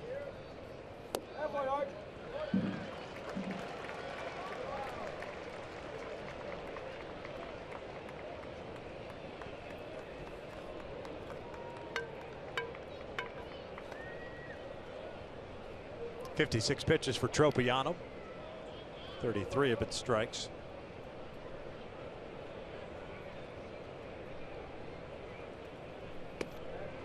That's nowhere near the zone. Second walk issued by Tropiano. Put a couple of men on. Talking about dropping your elbow on a changeup.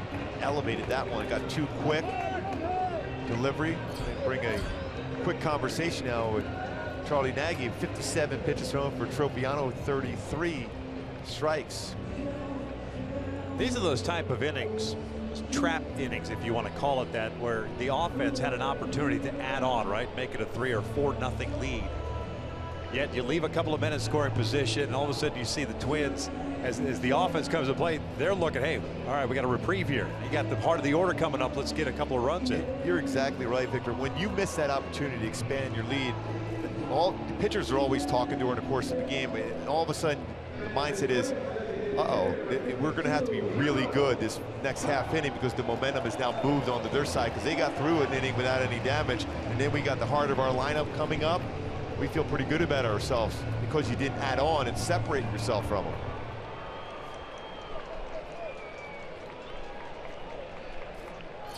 Byung-Ho Park, the DH, hit a fly ball to right field in his first at bat. Takes a fastball low.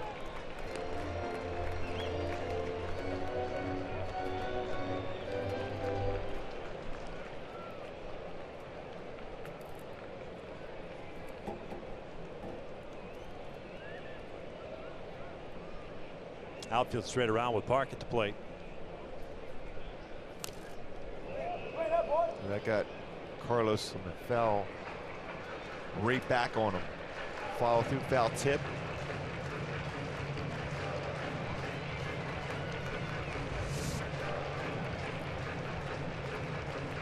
Between that shoulder, part of his chest area around by the neck. Even though you have that protection there, it still doesn't matter as quickly as that gets back at you.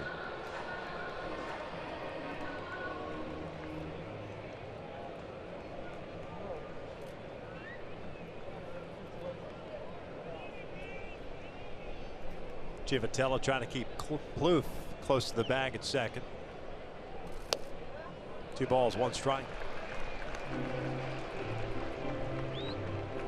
By far the widest margin of misses we've seen Tropiano first 3 innings. Right around the plate. He's had 44 pitches through 3 innings already, 16. And that's with a 1 pitch out of Mauer to start the inning.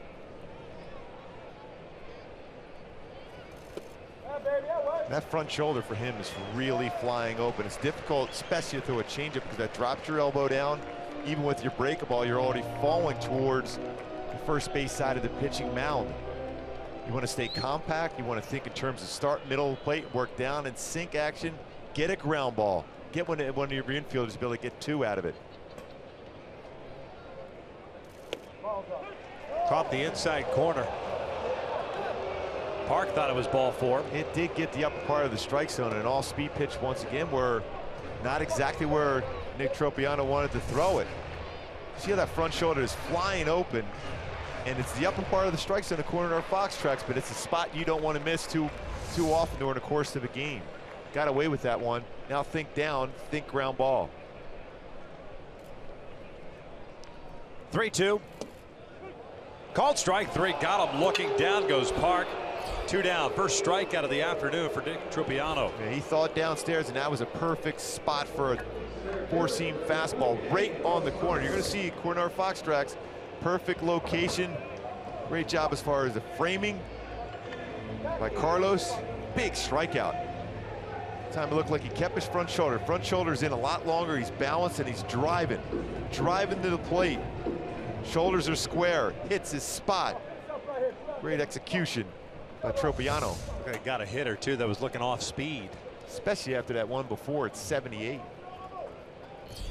2 on 2 outs now. Rosario at the plate. He takes down and away. Fly ball to left field for Rosario, the 3rd. The Angels have the top of their order coming up in the 5th.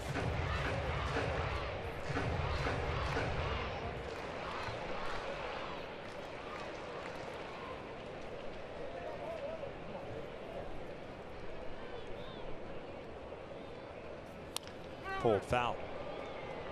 Change up.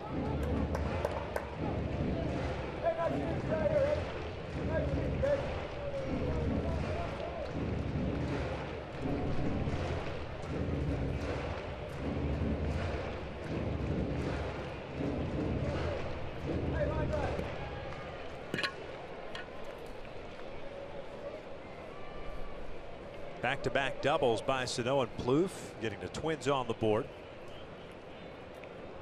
Arcia worked the walk. He's at first.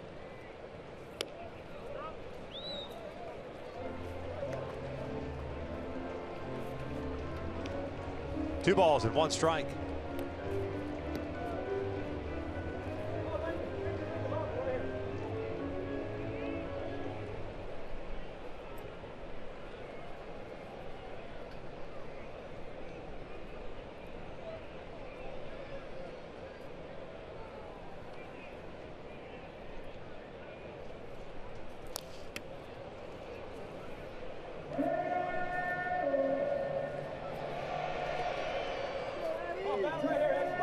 Play Rosario to pull on the infield as well as in the outfield.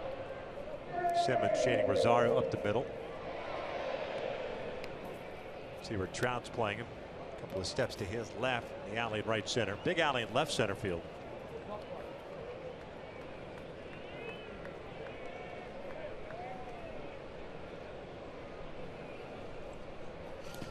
Looked like he went around. He did. Third base umpire Ben May rings him up. They apply the tag, and Tropiano limits the damage to just 1. 4 complete at target field. Halos maintaining the lead. That was a sharp little slider there from Tropiano to get the swing. Let's see if indeed he crossed the plate. Yes, he did. He's out. Finish up the inning.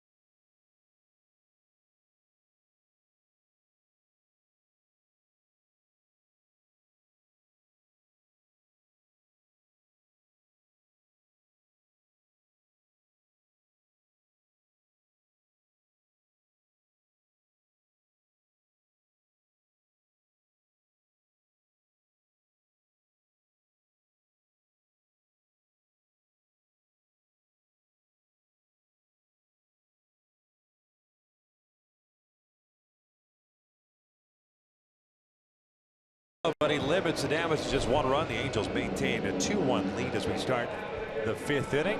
Every fan matters when the Angels take on the Seattle Mariners coming up on Friday. That's a 7:05 start. Fans in attendance will receive a double logo baseball cap courtesy of AAA while supplies last. Visit Angels.com to purchase your tickets today. Hey, is that cotton candy down there? Oh, yeah. Oh, my favorite. Oh, we haven't talked about cotton candy in years, Gooby. Yes. It's about time. Yeah, it is. It's Might just have to about bring that it all time. back. Oh, yeah. Why wouldn't we? Nothing like a heaping helping of spun sugar. Yes. Escobar, 1 pitch, 1 out to start the 5th. He's 0 for 2 with a walk. And here comes Rafael Ortega. Gibson, 2 strikeouts, 2 walks, 4 hits allowed.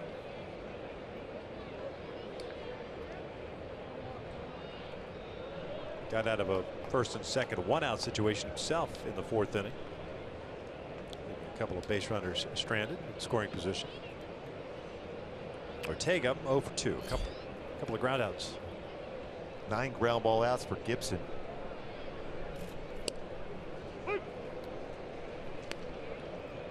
And you got to try to bunch hits together, and when you have runners on base, that's when you have to try to come through, shorten up your swing, because he doesn't make many mistakes. He's made one to Albert Pujols with his 2-seam fastball.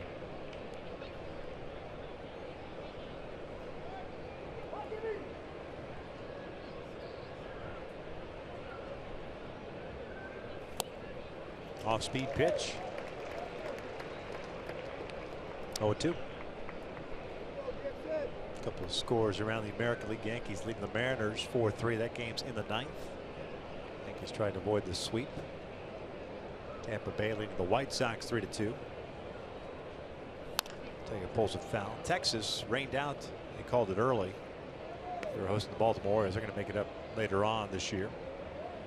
Houston leading the Tigers 5-1 in the 5th.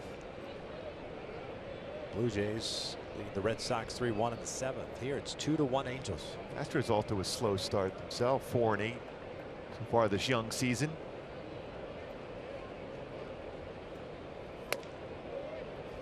One ball, 2 strikes.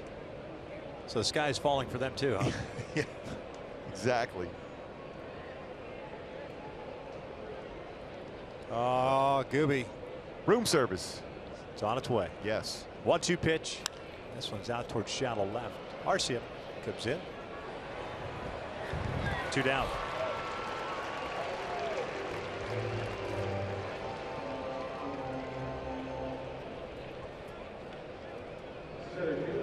Here's Trout. Mike 1 for 2. A double in the 3rd inning. Stranded in 2nd. Fielder's choice and a run scored in the 1st.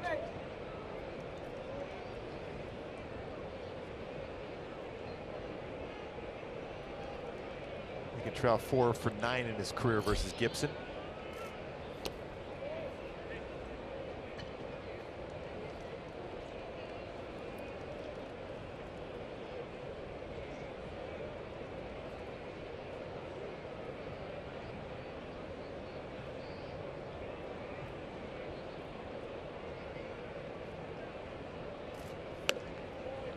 Two balls, no strikes.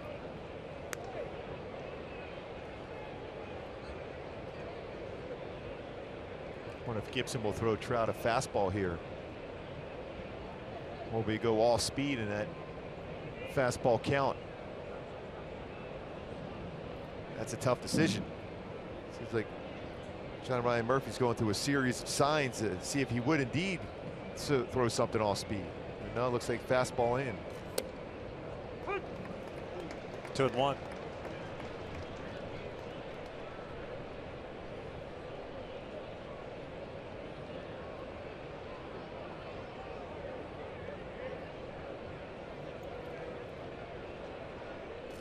And that is hammered out the left field. Arcia moving back on it, was playing deep, and he'll make the catch on the track. As the Angels go down in order here in the 5th. We'll head to the bottom of the inning. It's a 2-1 Angels lead.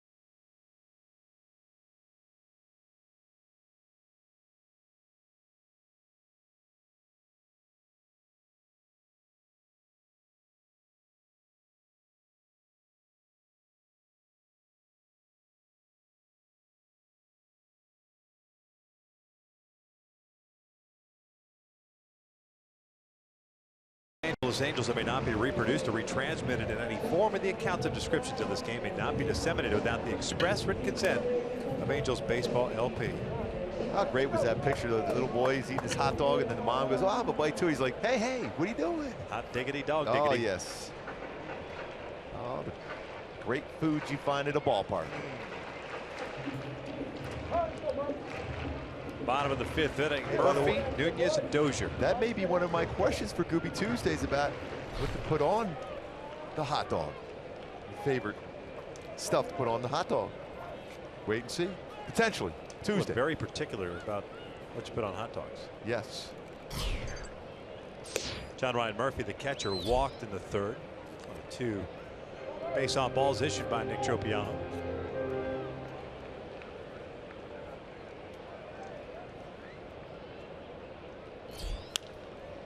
Popped up. Giavitello, shallow right field, calling for it. 1 down. There has been a ton of pop-ups in this series too for infielders.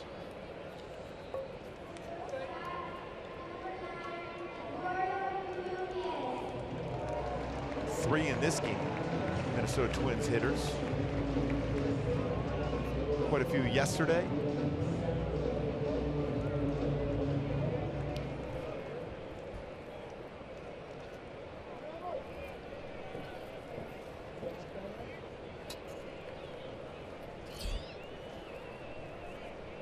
Nunez takes a strike. Shortstop's 0 for 2. Fly ball to left and a pop up to 3rd.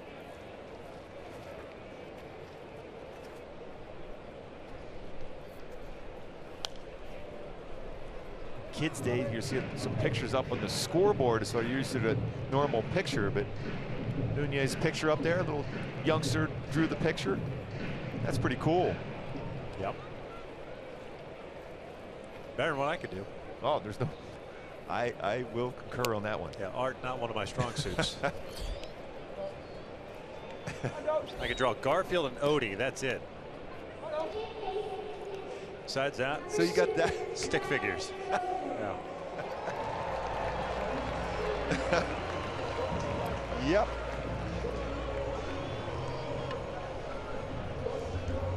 Two outs, nobody on, and it's Brian Dozier up.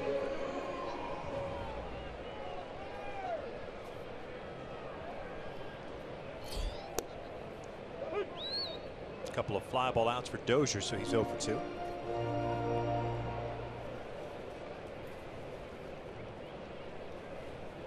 He's right on the plate as a right-handed batter, isn't he? Out to left center. He's daring you to throw inside. That's the pitch he's going to drive. Quick 1-2-3 inning for Nick Tropiano as he answers Kyle Gibson. We'll head to the 6th inning with the Angels leading it.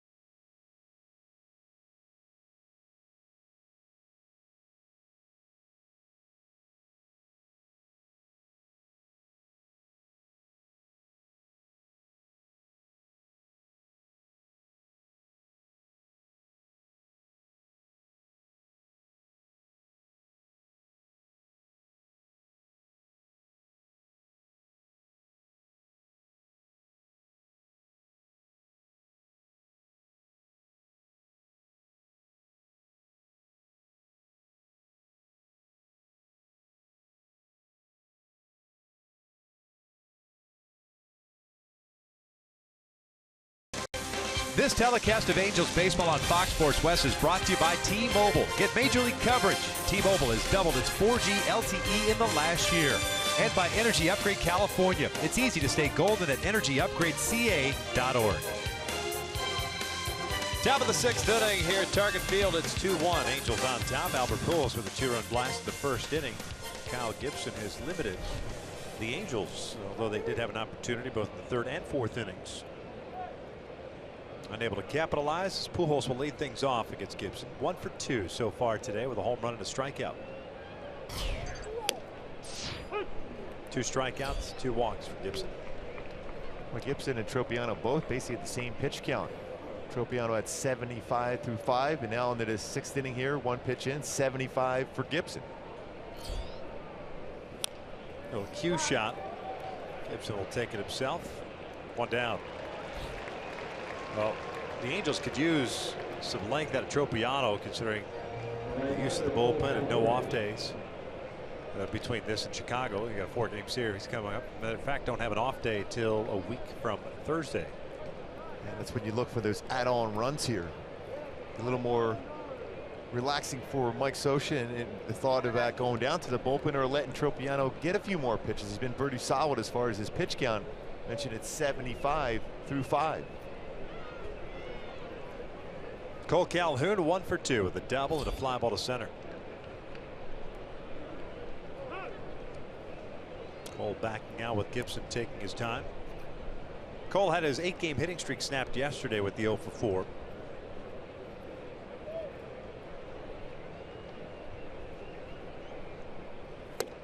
He was tied with Simmons for the longest streak.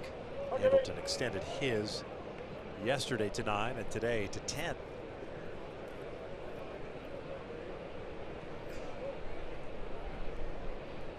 Double for Cole in the first inning, his 3rd of the year.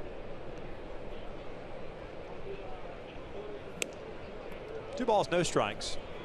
Hit the ball well with second at bat too. Rosario ran it down in center field.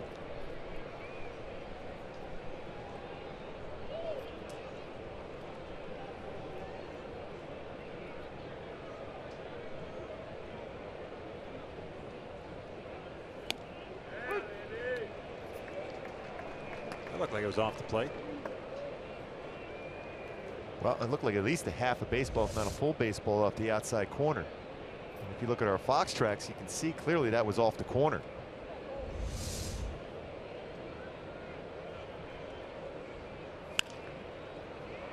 Headed toward the seats. Even the count of 2 balls, 2 strikes. And my Hyundai key for this game. And go back a little G-Easy. Me, myself, and I. It'll be up to the hitters at this point. Pick up some runs. Some good swings. Pick up those numbers. And give Tropiano a little breathing room.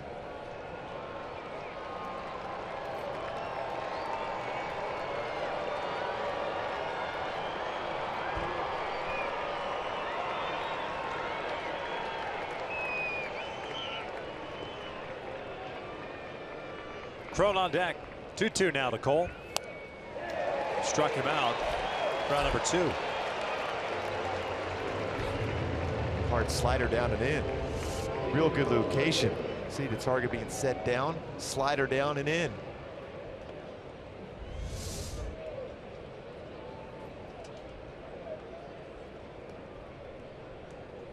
Base is clear for Crone. 0 for 1. Ground down and a walk.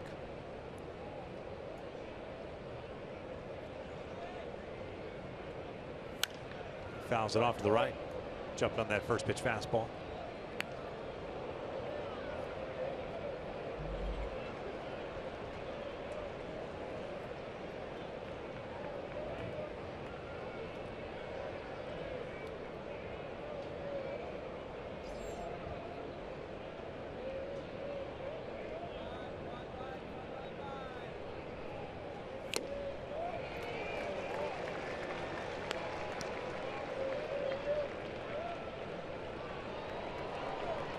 .02 count. Well, the talk was first couple of starts for Gibson. And a lot of Minnesota Twins fans and coaches and even front office people were concerned about his missing his spots and giving up the amount of hits he has. But certainly today's been pretty good. Instead of that mistake to Pujols and one to Trout and Calhoun, he's been very effective.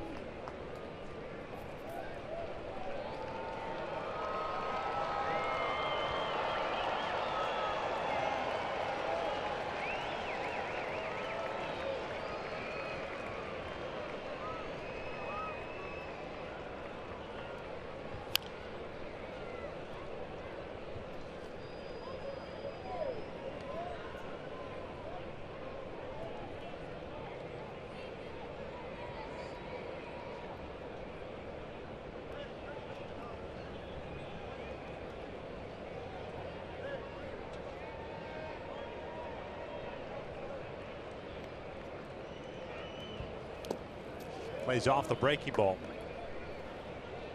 It's 1 ball, 2 strikes.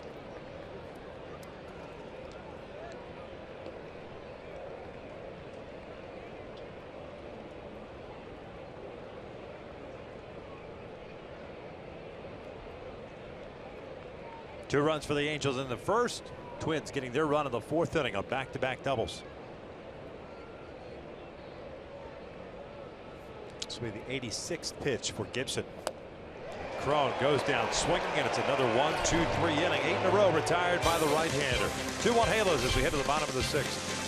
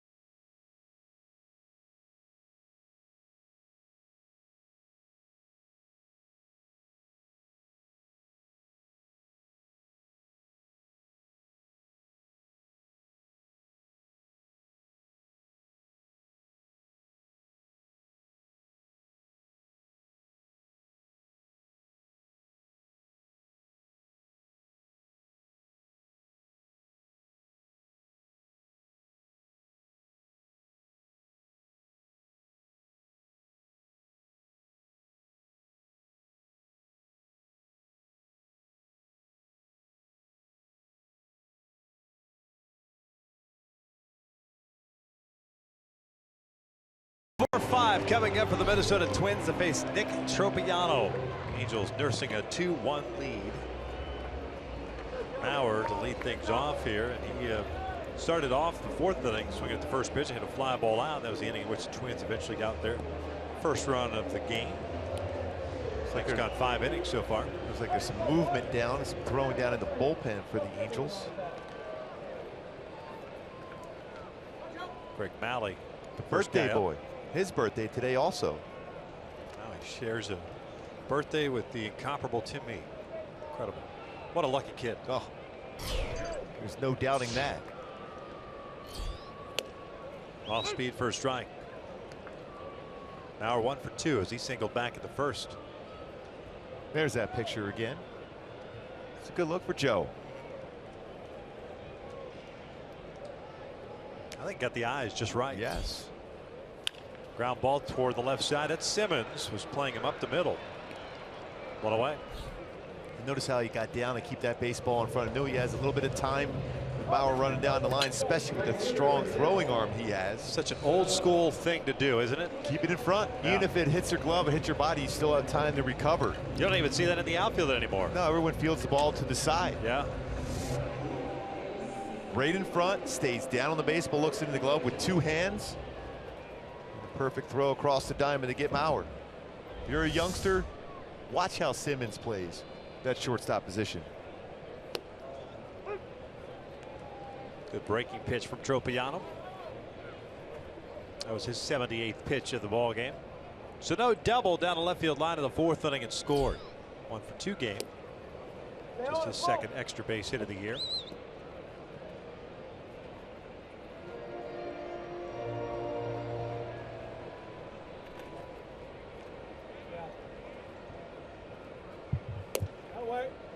One ball, 2 strikes. You ever want to know more about Miguel Sano? There's a documentary called Pelotero, baseball player, ball player, and it's about what he had to go through at 16 when he signed with the Minnesota Twins. DNA test, bone test. They didn't believe as far as what his age was at that time, because he essentially a man-child. But it's a great documentary. I think Bobby Valentine was involved in putting that thing together. He is a big kid. Hi, baby. 2 balls and 2 strikes. The Pirates were the other team that were involved in the bidding to sign him.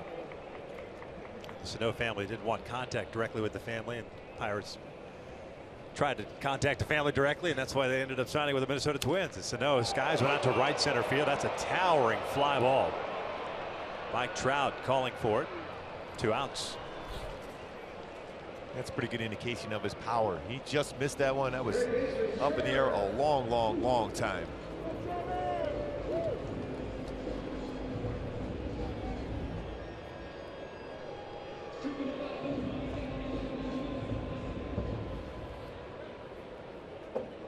Two quick outs for Nick Tropiano, and here's Trevor Plouffe.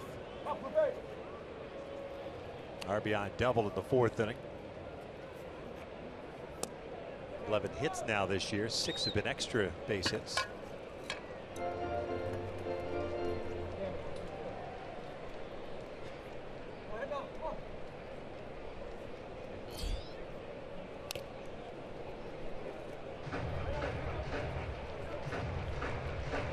You know what? That may have bothered Plouffe's right side. He's trying to stretch the rib cage. This one hits Carlos. The mask got hit in the shoulder area early in the game. Yeah, Plouffe didn't look real comfortable after the swing. Yeah, right rib cage area.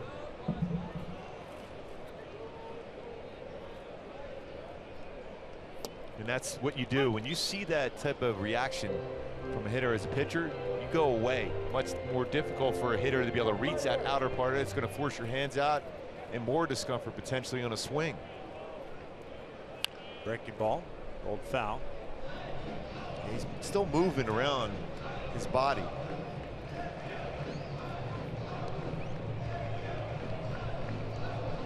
Now that's a great picture.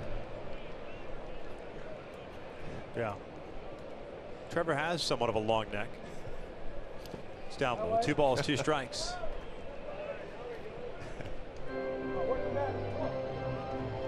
I think his close friends call him long neck. Yes. That's on the foul ball. Watch Plouffe here. Yeah, you see that movement. He's going right in that from left shoulder to rib area. You can see where right there he's pointing right in his rib cage area. Breaking pitch, and he flips this one out to right. A 2-out base hit for Trevor Plouffe. Just tried to serve that out there. Didn't try to do a lot to it. Yeah. That's the evolution of Plouffe we've seen. That's a pretty good pitch. There's nothing you can do when you're on the mound when you make that type of pitch. He's thinking the same thing. He goes, you know what? I threw exactly where I wanted to throw it. Well, you have Arcia coming up, a left-handed batter, so Mike Scioscia is going to go to the bullpen. A pitching change with the Angels on top.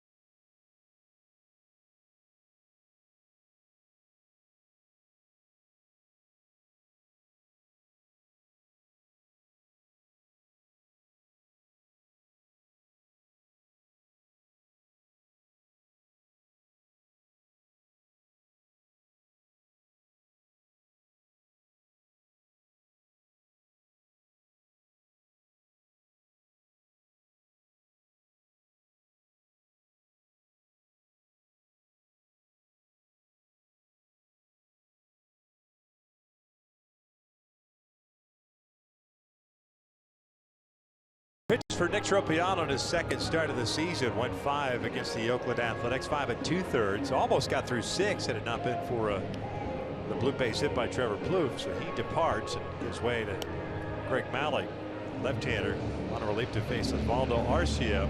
So in and out, who's in, who's out. Malley fastball, very good. Certain different angles he throws from. Get up there 88 to 92 range. Good changeup he'll throw to right-handed batters, but slider to a lefty, but pitches inside very well as far as the left-handed batters for the birthday boy. Turned 23 today. Westminster High School and UC Santa Barbara to face Arcia. Second time in the series that Malley has pitched. He pitched Friday night, went 1/3 of an inning. He was charged with a run, 1 strikeout, and 1 walk. Well, I remember 23 like it was yesterday, like 3 decades ago yesterday.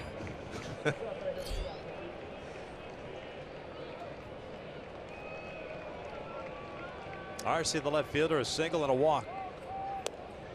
Looks at a strike. 2-1 Halos. We are in the 6th. Gibson has settled in. He's retired the last 8 Angels. Fastball for a strike, 0-2. Way ahead Malley, because hitters now know the book on him. He will pitch inside. He's going to take a couple fastballs right here, especially on the outside part of the plate. Now you can go fastball away again, or even a slider. And he punches this one to the left side. It's a base hit. Plouffe will round and head to third. The throw goes to second base. That's a dangerous throw in, and you want to get that in quickly to your cutoff man. It's a pretty good piece of hitting by Arcia on a pitch off the plate. I mean, that pitch is well off the outside corner.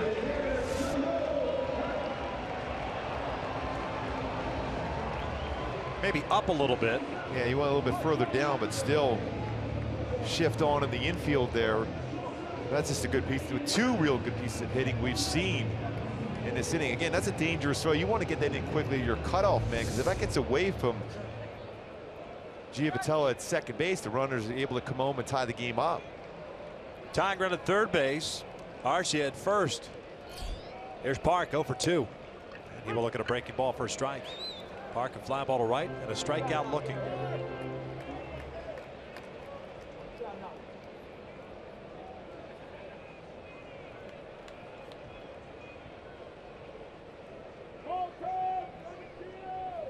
Off speed, rolled over. Left side, Escobar has it. Goes the short way. They force out Arcia, and the inning comes to an end. We'll head to the 7th with the Angels up 2-1.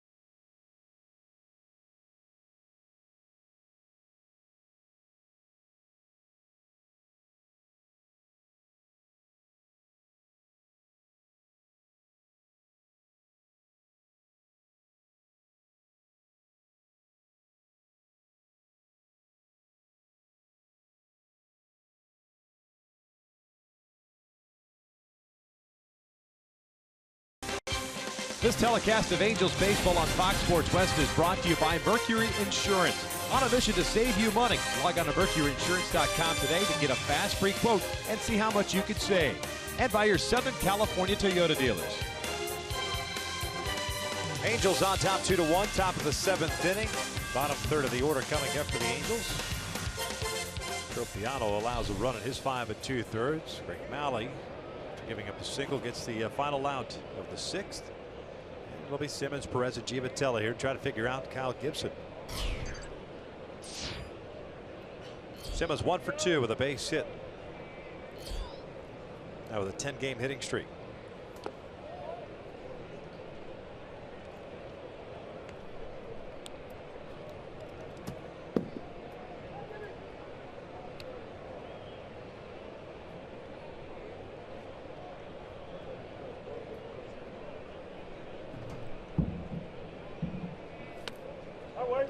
Breaking ball. Evens a count at a ball and a strike. 88 pitches, pardon me, 89 pitches now for Gibson. 4 strikeouts, 2 walks. It's a guy that 8 walks, 6 strikeouts in his first 2 starts combined. A little bit more around the strike zone this afternoon. 1-2. He's mixed in some 4-seam fastballs too. Has been very effective for him in 90 pitches thrown, 57 of them strikes. Generally will stay downstairs with his 2-seam fastball, but his 4-seam fastball upstairs been solid along with his off-speed pitches.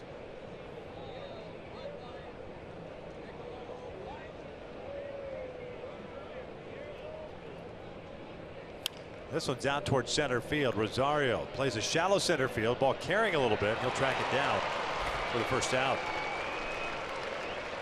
It's a spacious outfield here at Target Field.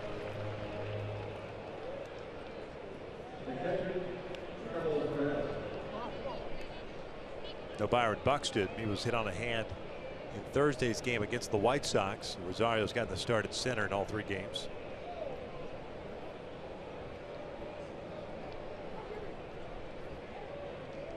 Carlos Perez, the catcher, 0 for 2.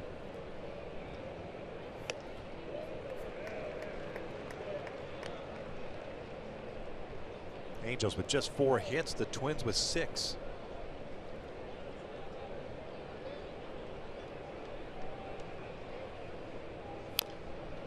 Dribbler off the body. No balls, 2 strikes.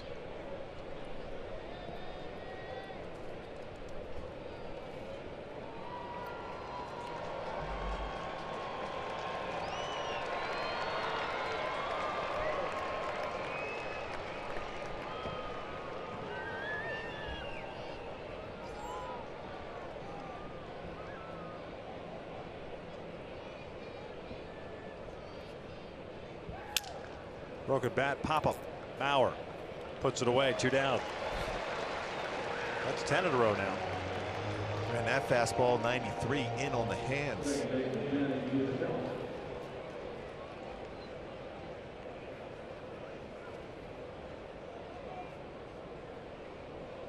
Giavotella coming up. Twins in the bottom of the 7th have Rosario, Murphy, and Nunez due up.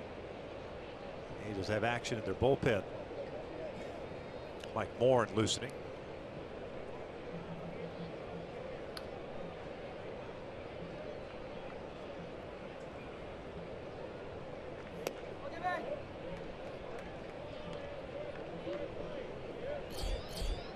There's Mike.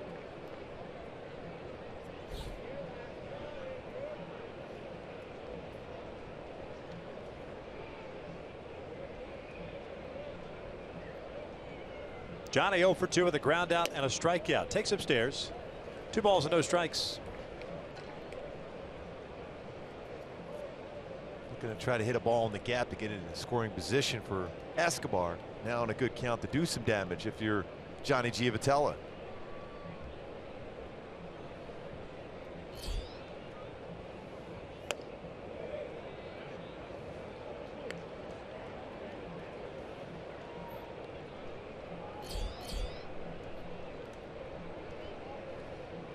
There's you now.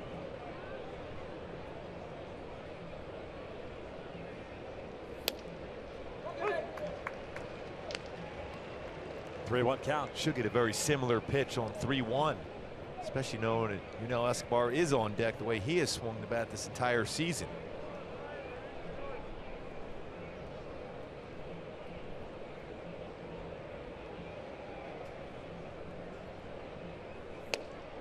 Caught the inside corner. Looked like a little bit off the inside part of the plate. Giavatello didn't think it was a strike. See if our Fox track says the same. And yes, just off the inside corner. Oh, same spot that Calhoun had one called on him.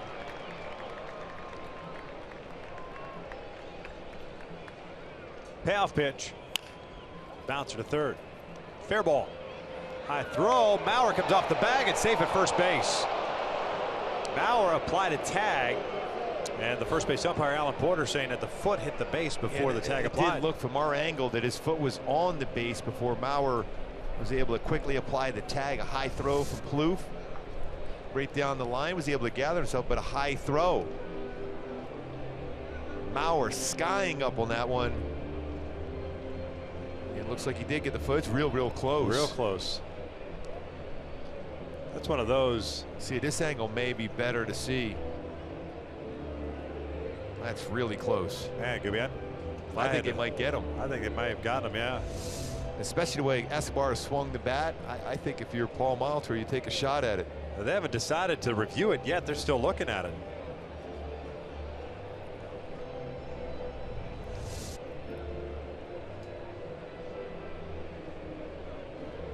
See, that angle made it appear as if the tag wasn't applied to the foot.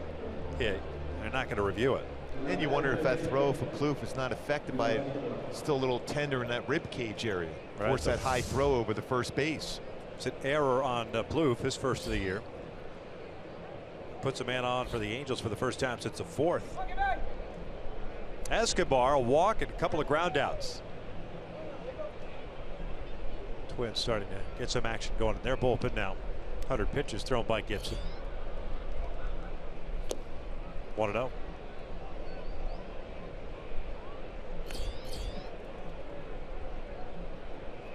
Casey Phenon warming up down in the bullpen for the Twins. It's amazing though, when you're on a roll, you think you're through the inning, you get that ground ball out, and all of a sudden it's not an out. A little bit of a letdown you can have as a pitcher. Bouncer to Plouffe. This time to throw is true, and the Angels are done here in the seventh. Stretch time here on this beautiful Sunday afternoon. The Angels on top 2-1.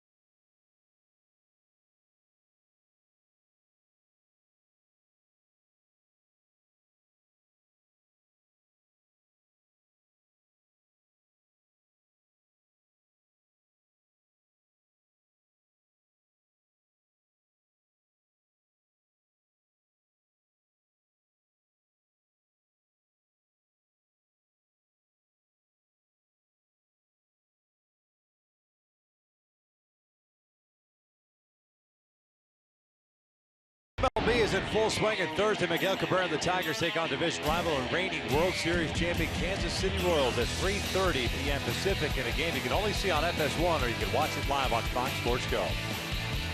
Both those teams off to good starts. Royals 8-3, Detroit 7-3, making a comeback in the game today against Houston. Now it's down 5-4. Malley back out on the bump. 8-9-1 coming up for the Twins. Rosario, Murphy, and then Nunez. Cliff Pennington takes over at second base for Johnny Giavatelli. He will bat in the number 9 spot. First pitch swinging, that is pulled foul. Rosario out in front of the breaking ball. Center fielder 0 for 2. I think at some point now he's going to throw a fastball inside on him. Because most times left-handed batters against so-called left-handed specialists out of the bullpen, you're always looking away. But the one thing about Greg Malley that he can do, he can pitch inside against lefties.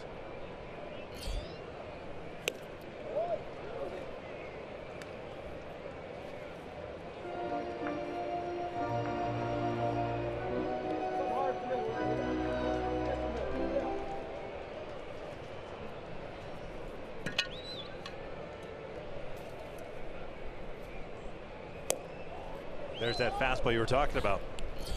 He was looking away. That's great location by the birthday boy, picking up a punch out.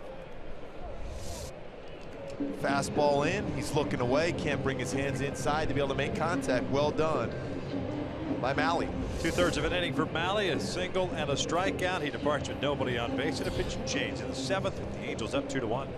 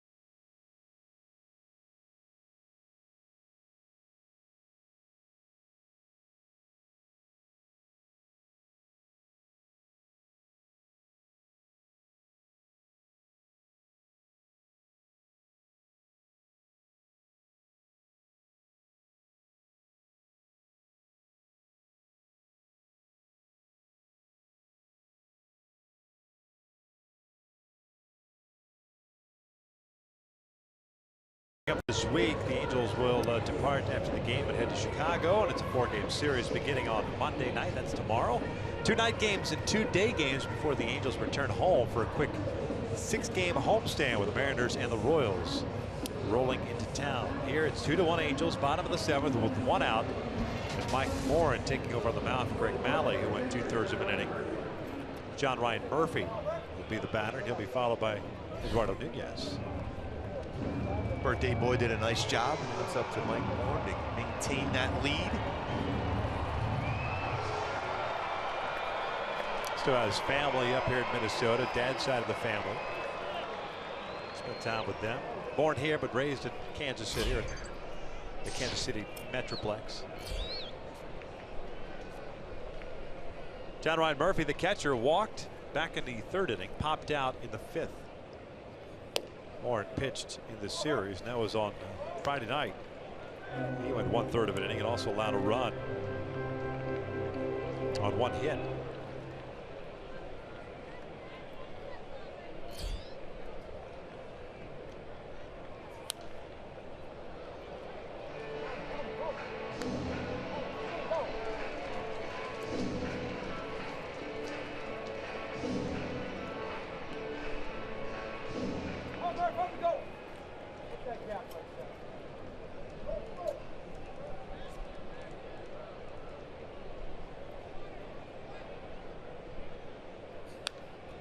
1-2.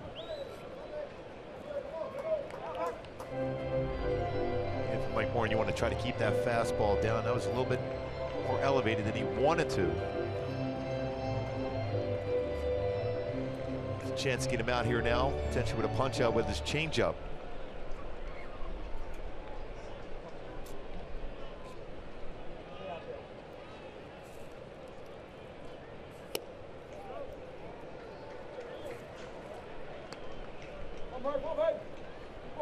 A little bit off the outside corner with his fastball. It's a good miss though, just off the outside corner. That's exactly where he wants to be as far as the height of that pitch, just a little bit off the corner.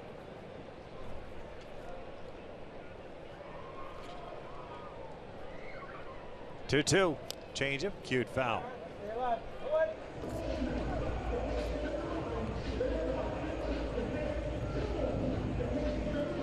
Michael Friday night got beat on the off-speed pitch that was up in the zone. It was against Eduardo Nunez, the man who's on deck. Nunez pulling a double down the left field line.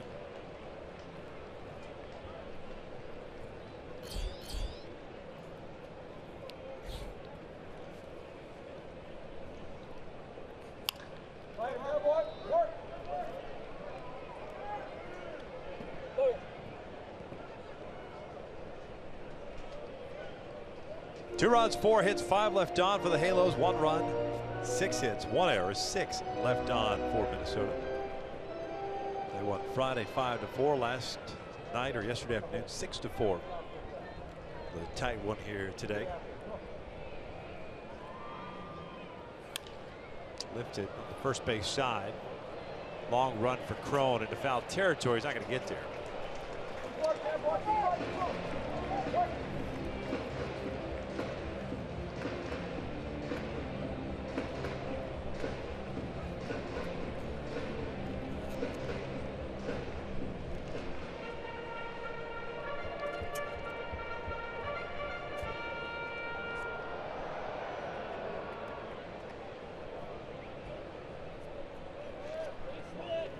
Seven pitches here to John Ryan Murphy. Time's called.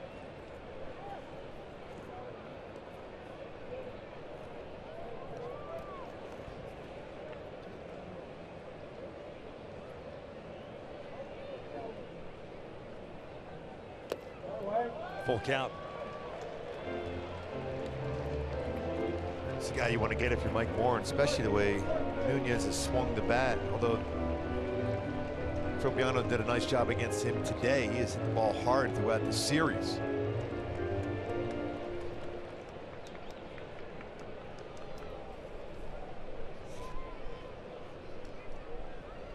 Payoff pitch, a bouncer to the left side. Backhanded by Simmons. 2 down. That's some serious arm strength from Simmons. On the backhand, strong, long throw across the diamond. To get Murphy, that outfield grass plants over the top throw, straight true throw, 4-seam action on the throw across the diamond for Simmons to get Murphy at first base. So 2 outs, base is clear. Nunez up. Nunez 0 for 3. Swings and lines one out to center field. Trout coming in, and he'll play it on a hop. 2-out single. Nunez jumping on that first pitch. Keeps the inning alive for Dozier. And stolen base threat also. He's got 2. They caught twice. Trout, that baseball is in front. Wisely stops and plays it on the couple hops towards him.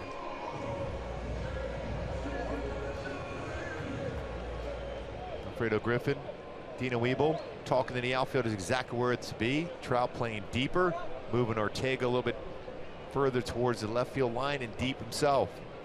No doubles alignment here. See all the space between the outfielders and the infield. Good lead for Nunez at first. They'll check in on him.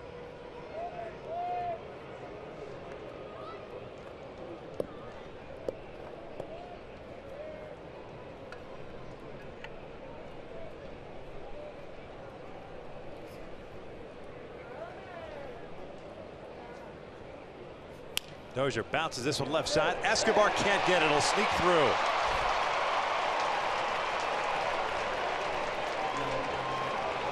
So back-to-back hits with 2 outs. Jose Alvarez ready to go in the bullpen for Mike Scioscia. With Mauer coming up. It looks like that's the decision Mike Scioscia is going to go with right now. Points down to the bullpen, bring lefty. So Moore unable to get that 3rd out. A pitching change with the Angels up a run.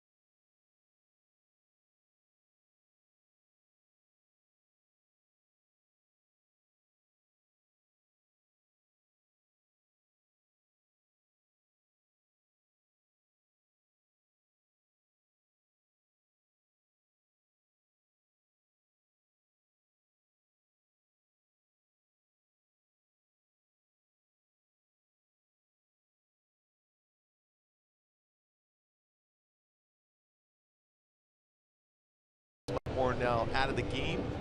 Jose Alvarez in the game. So far been very solid. Be his 7th game. 4 1/3 innings pitched. .229 career batting average against left-handed batters for Alvarez. So far this year, 2 for 10 in that category for Alvarez. He's going to face a tough one now in Joe Mauer. And he faced him on Friday night. Unable to retire him. Got a fastball that was up. Mauer got a single and an RBI. As Joe Mauer will bat here with 2 outs and 2 on. Runners at first and second. Nunez the base runner at second. Dozier at first. A good speed on the bases for Minnesota. Mauer 1 for 3. He singled back in the first.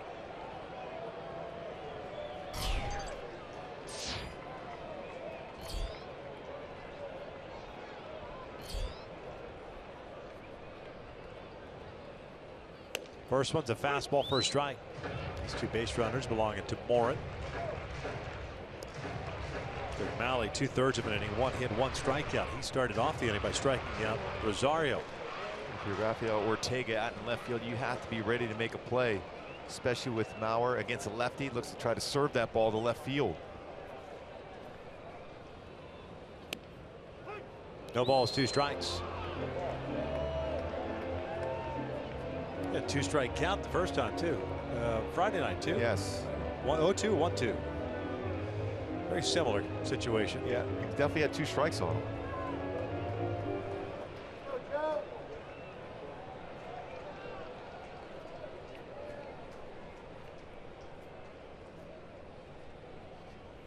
Jammed him, a little base hit to left. Being waved around as Nunez. Ortega's throw to the plate is in time. Rafael Ortega guns down Eduardo Nunez, keeping the Angels lead intact. What do we say about his arm strength? We saw it in spring training. One of the reasons why we thought he might make the club. Charges extremely well. Said he had to make a play. Well, he certainly made a play here with a perfect throw and tag by Carlos Perez.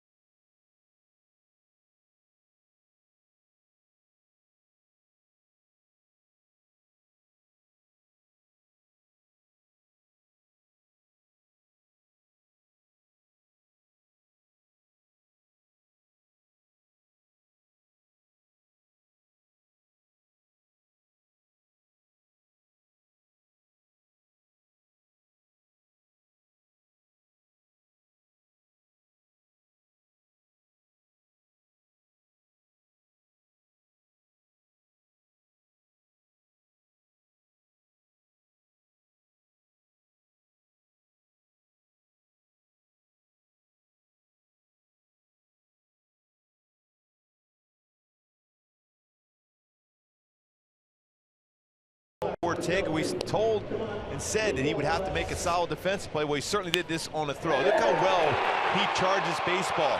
Comes in forward, he's got momentum going, and an absolute perfect strike to Carlos Perez, who not only gave him the clear path to get to home plate, but also quickly applies a tag to Nunez to finish off the inning. Well done by both, but what a throw from Ortega. I'm not sure Nunez ever touched the plate. Tried to avoid the sweep tag. Heck of a play by Ortega and Carlos Perez. And what do you know? Rafael Ortega has set to lead things off. How often does that happen? I know. Mike Trout will follow, then Albert Pujols. It's Casey Fiend, the new pitcher for the Minnesota Twins. Reliever takes over for Kyle Gibson, who went to 7 innings. Allowed 2 runs on 4 hits, one of which is the home run to Pujols. 4 strikeouts and 2 walks. 5th game for Fiend. Fiend fastball 91-94, slider cut fastball, throws quite a few cut fastballs. What a throw from Ortega. I'll tell you what, it's more and more difficult for a catcher to apply a tag like that because you got to give that clear path to the plate.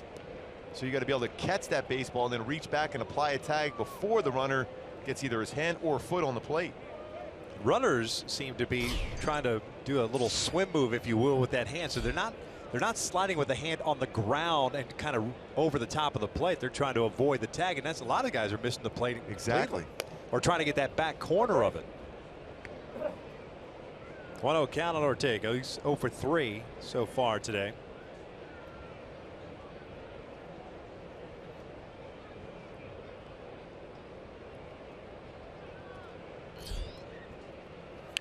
Pushes the bunt on the third base side. Plouffe barehands it. Throws out Ortega for out number 1. Not a bad idea, but just well played by Plouffe. He's trying to get on base. Take a look at the in-game box score. Not a whole lot going on for the Angels. Just a total of 4 hits. One of which, of course, was the Pujols home run in the first inning, a 2-run shot. Middle of the order, we talked about that in the opening, needed to produce 3 extra base hits out of the middle of the order with Trout, Pujols, and Calhoun, a couple doubles, and a 2-run home run by Pujols.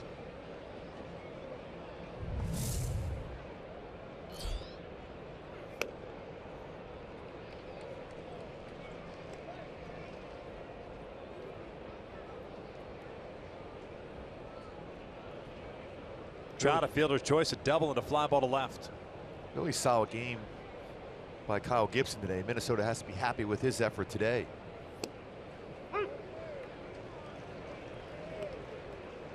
One ball, 1 strike.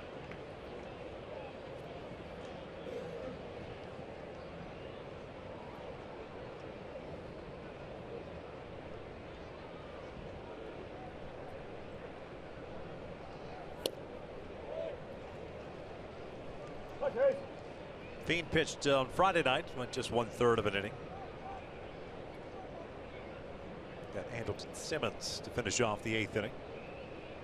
Angels have Joe Smith getting ready.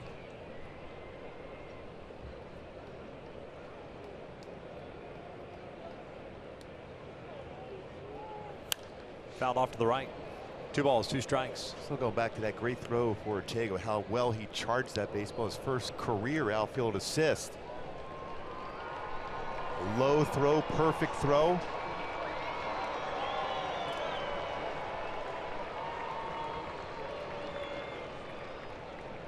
Certainly saw that on display a lot in Tempe.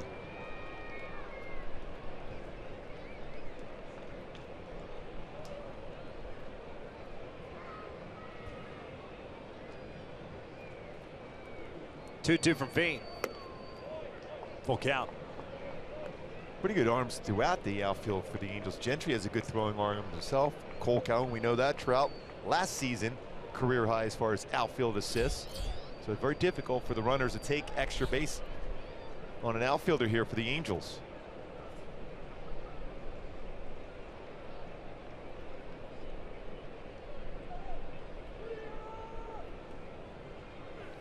And he walked him.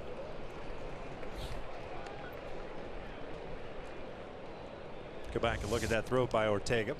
Fields it perfectly, gets himself in very good throwing position, but that low throw. 1 hop, perfect throw with some velo on that throw also. And then a great tag by Carlos Perez.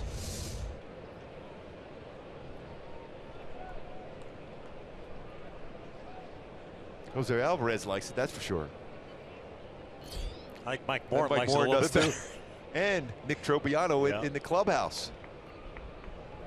Albert takes upstairs. 1 ball, no strikes. Pujols a home run in the first. Second of the year. 562nd of his career. 2 RBIs, giving him 10 now in the season. 1 for 3 game.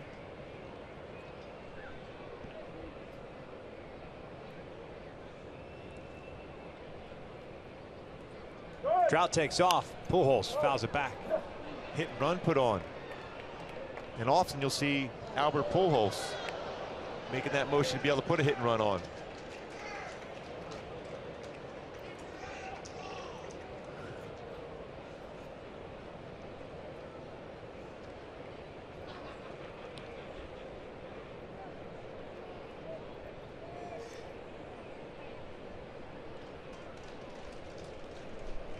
One ball, one strike. Good jump by Trout, too.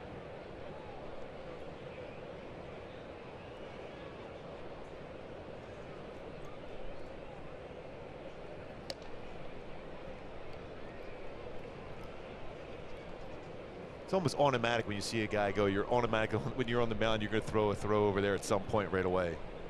Whether you want to or not, because it's coming from the bench. It has to. This is, hey, let's make him aware that we're thinking about him.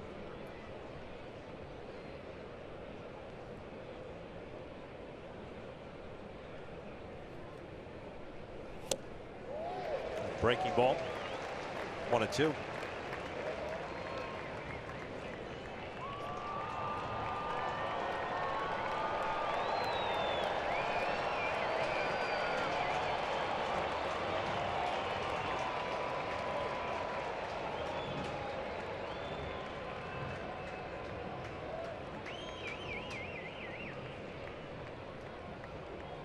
Twins have action in their pen, a lefty and a righty, O'Rourke and May.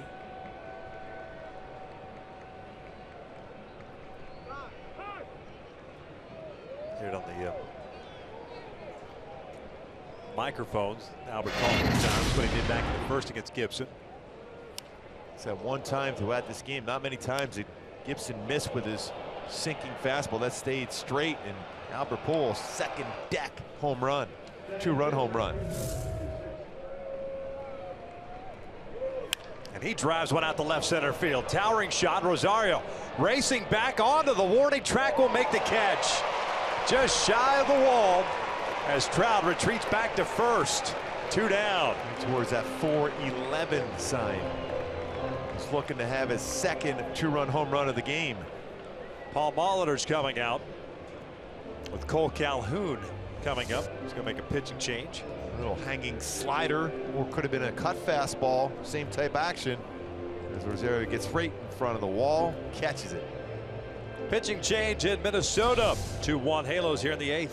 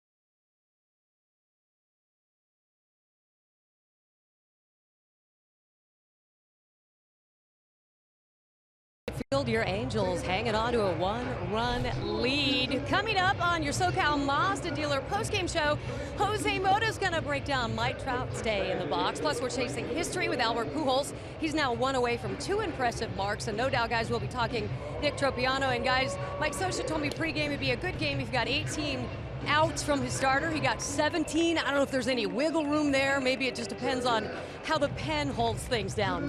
Then again, probably not. He wanted 18. Didn't get it. Close, though. Yeah, close. Really good effort, though, by Nick Tropiano in this game. So Mike Scioscia certainly happy about that one. Ryan O'Rourke takes over on the mound. First big league game this year. Had 28 games last year with the Minnesota Twins. 13th round pick, 2010 at a Merrimack College in Massachusetts. Fastball's 88 to 92. Slider, curveball, changeup. There's a lot of sliders. Got Trout at first base with 2 outs. I'll check in on Mike. Calhoun 1 for 3. He doubled back in the first inning. You know, the most famous alum, Merrimack College in Massachusetts. No. Carl Yastrzemski. Oh, that's a pretty good one. Yeah. You think?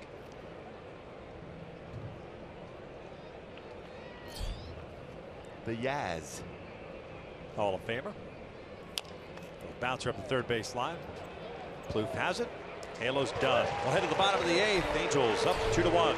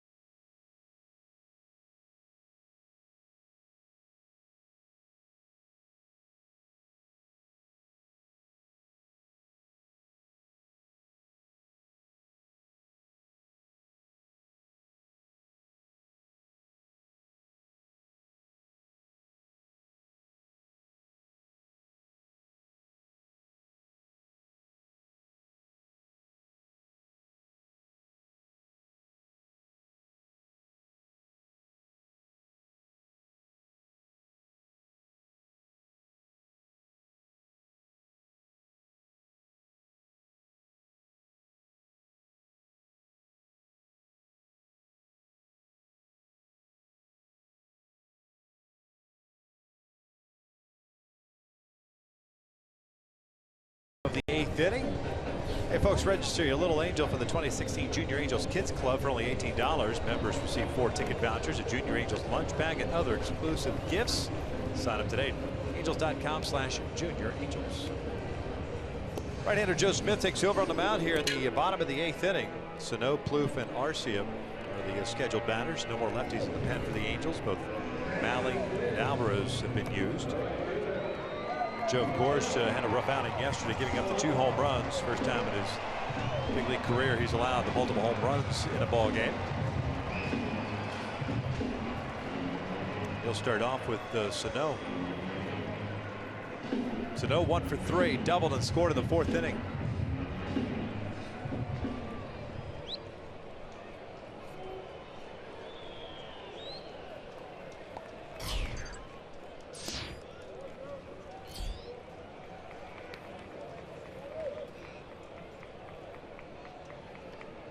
Double for Sano, his 2nd.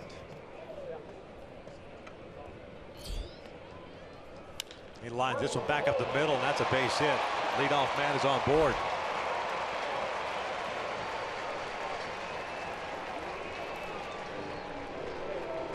Ball was hit real hard right back up the middle.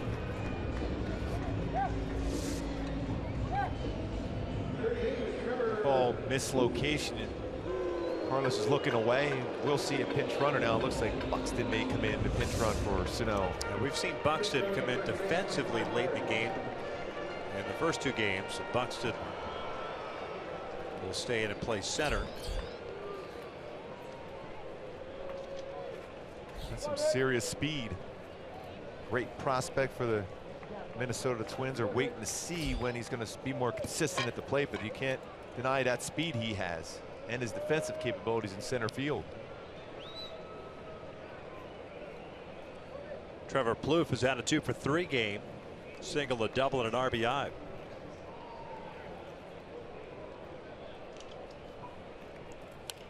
This is a liner to right, a base hit. Buxton will turn ahead to third. Plouffe with a 3-hit game. And with nobody out here in the 8th inning, the tying run is at third base. The go-ahead run at first. It's back-to-back 3-hit games for Plouffe. Again, using the entire field once again by Plouffe. More of an inside-out swing on that one.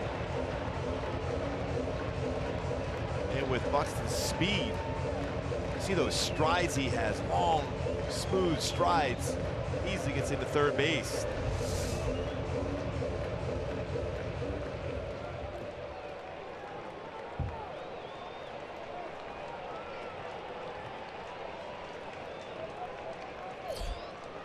Arcia 2 for 2, 2 singles and a walk. He takes ball 1. Nobody listening for the Angels. Malley, Moore, and Alvarez, now Smith out of the pen. Infield playing back, looking for the double play ball.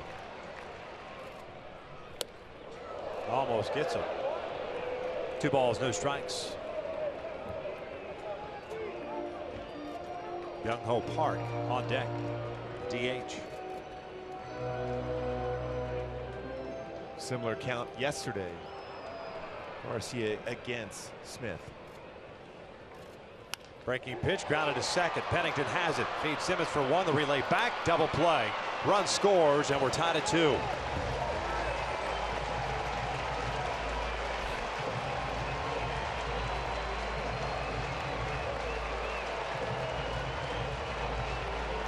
His luxuries that Paul Molitor had as Buxton tries to get healthy again, is be able to at least put him on the bases and able to go first to third, and then scores the tying run there on the ground out double play by Arcia.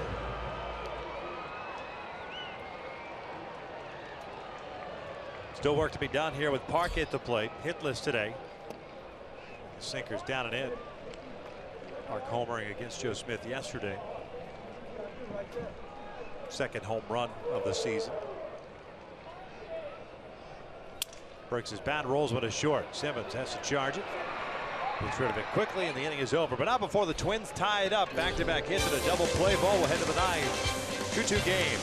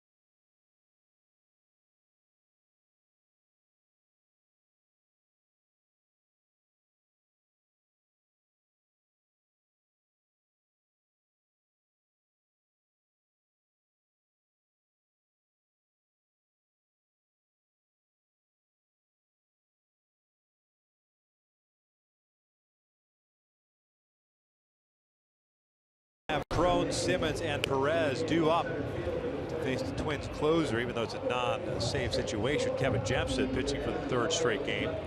He's picked up saves in the first two games. He's pitching in his 6th overall, 0-2. 3 earned runs in 4 2/3 innings so far, but he's thrown the ball well against the Angels. Yesterday, 1 inning, 1 strikeout, 1 walk, and on Friday the same thing. He's got that good power fastball that we've seen over the years wearing the Angel uniform. Also 93, 97. Going back to his curveball, which has been a good one when he throws it for a strike, and a changeup.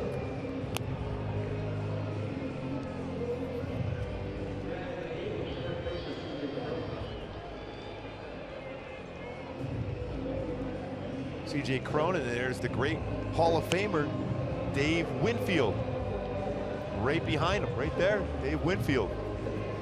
Talk about a guy with power to all fields and a great throwing arm. Minnesota native. Yes.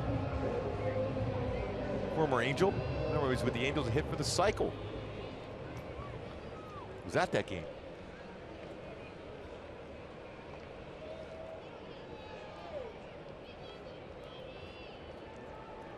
Cron in this ball game is 0 for 2. Ground out, a walk, and a strikeout.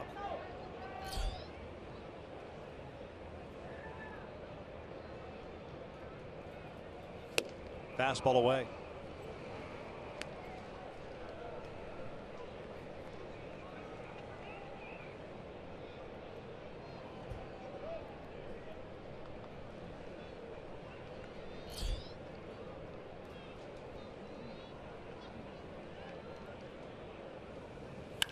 Sharply hit to short. Nunez has it.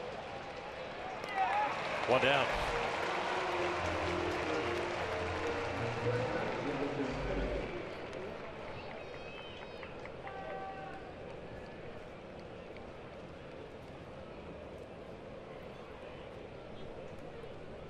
Andrelton Simmons coming up.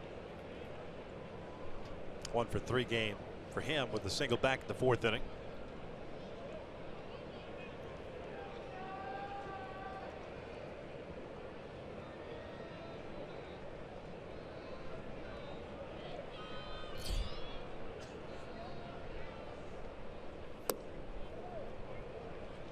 Carlos Perez on deck right now, but Mike Scioscia also has that option if, depending on what happens during this at bat against Simmons, you have G-Man Choi or Giovanni Soto potentially to pinch hit if they decide to go just to try for that home run ball.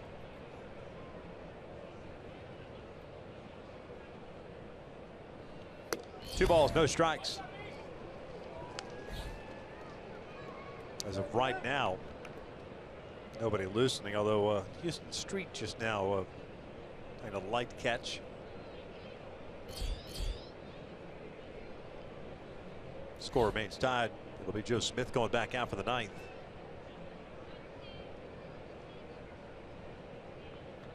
Two-0 pitch. On the corner, 2-1.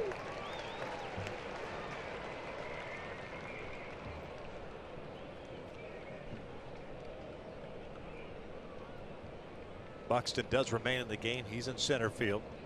Rosario moves to left. Arcia to right. 2-2.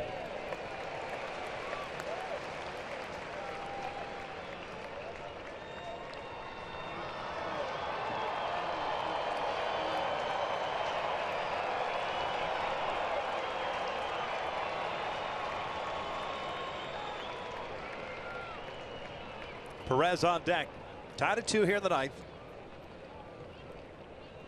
2-2. Tapper foul.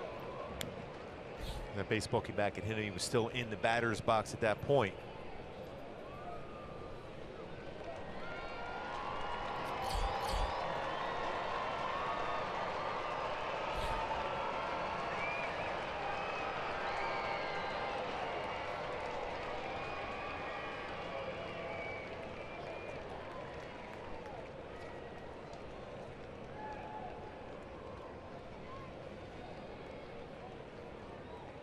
Murphy set up outside. This one's fouled off to the right. It's a pretty good pitch to do some damage. Stay upper part of the strike zone. A pretty good pass at it.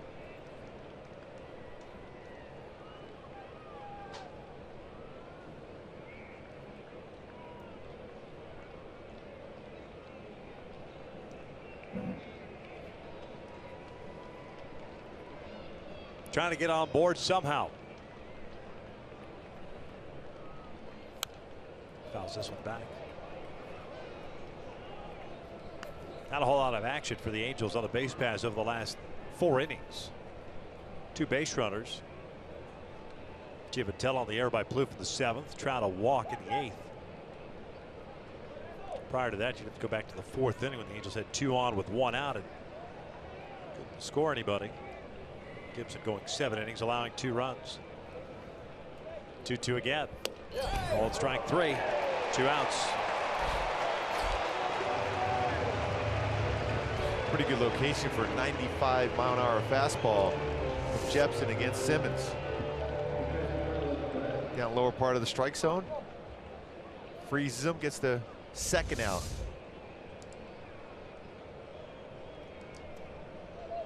Bases clear with 2 down, and Carlos Perez at the plate. Hitless today, 0 for 3. Cliff Pennington on deck.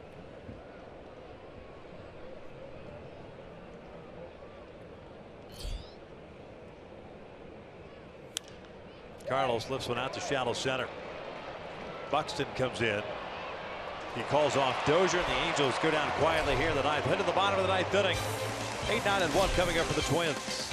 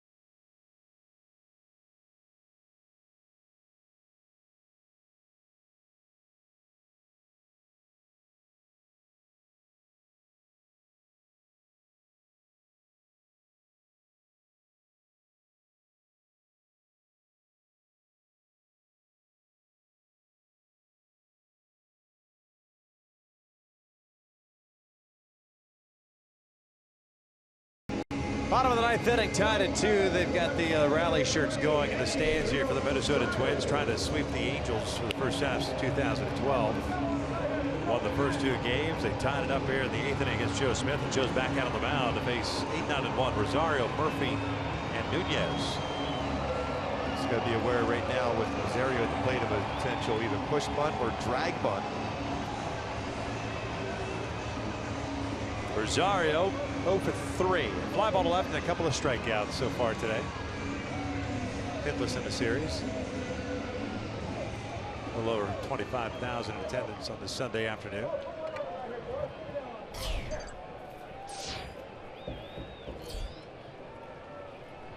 Escobar playing in over 3rd. Rosario shoots one up the middle. It's a leadoff single. Trout cuts it off, gets it back in after a big turn. Rosario heads back to 1st. Rosario with good speed. Now you have to worry about that. I imagine Paul Molitor will have Murphy squaring around the bunt. You're going to see Joe Smith, before he delivers a pitch, probably step off the pitching rubber to see if Murphy will square around the bunt.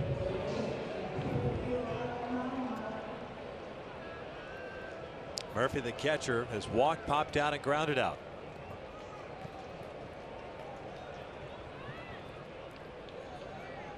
Escobar remains in over at 3rd.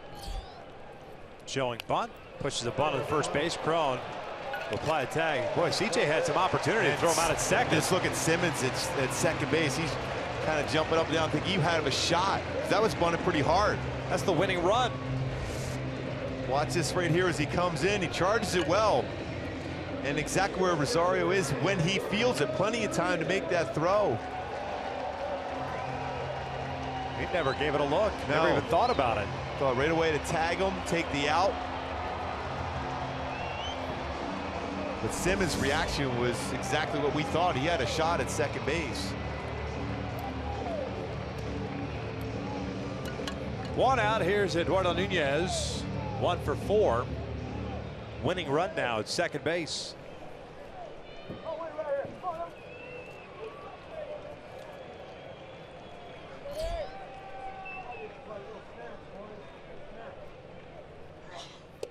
First one down and in.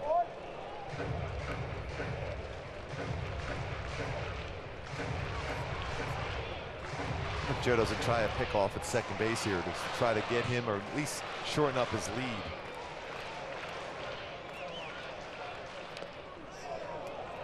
Hit by pitch.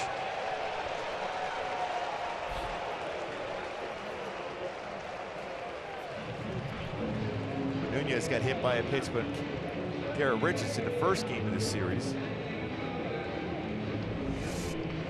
Running that two-seamer in. They got him right in the elbow. Honestly, I didn't think that they were going to give him much to hit anyway. With first base open, with one out, bring Dozier up, and at least you have an opportunity for double play. I know Mauer looms large on deck, but I still take a chance. The guy who's swinging the bat so well is Nunez. Right. Dozier hasn't quite kicked it in yet this year. Did get a base hit his last at bat, but certainly a guy that can run into a double play. 1 for 4.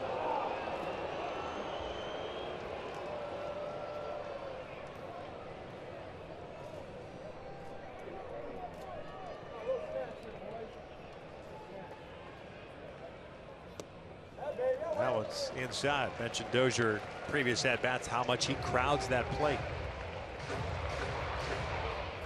3 fly ball outs and the base hit in the 7th inning. A 2-2 tie. We're in the 9th, 1 out. Winning run at second base. That's Rosario. In tight. This is definitely the guy you have to go after and try to get. Mauer. Especially with the forget about the track record, the fact that he's off to a hot start yet again. Seems to thrive on those situations. Outfield at normal depth with Dozier up. Breaking ball for a strike. It's 2-1.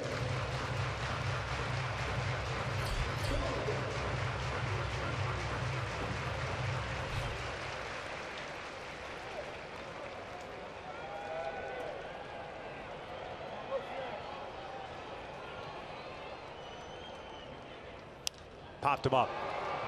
Shallow left center field. Simmons has to go out. Ortega will call him off. 2 down.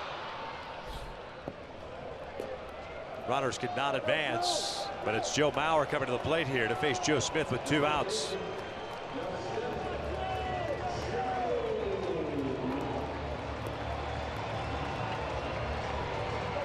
And I think that the quick conversation right now between Charlie Nagy and Joe Smith is, hey, there's not an open base at first, but there is an open base at third. Do not give in. They might even give him the option of walking him, because you got Buxton on deck, who hasn't really swung the bat a whole lot of late since his injury. We've seen him play defense. We've seen him run the bases. I wouldn't give in. If I don't walk him intentionally, I would make sure he swings at something well out of the strike zone, which he generally doesn't do anyhow.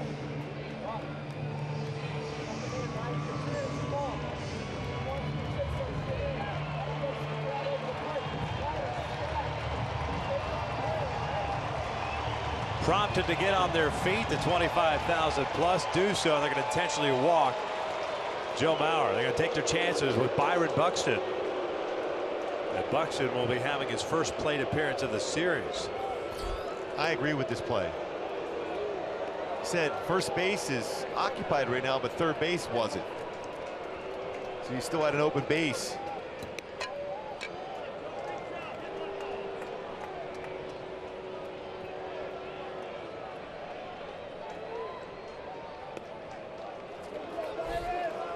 So they're loaded up. Winning run at third. Buxton coming to the plate. It's the second intentional walk that Maurer has picked up this year. Buxton off to a slow start. 4 for 24 on the season. 2 doubles, 1 RBI. 13 strikeouts. Hadn't played in the series because he was drilled on Thursday in an afternoon game against the Chicago White Sox.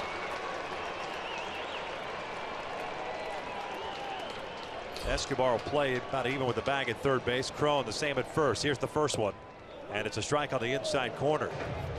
But what you worry in these situations is a jam shot roller with the speed of Buxton. But the important thing is you can get a force at any base. You're not even thinking necessarily about Buxton throwing the first. You're thinking about getting that easier throw at some other base in the infield.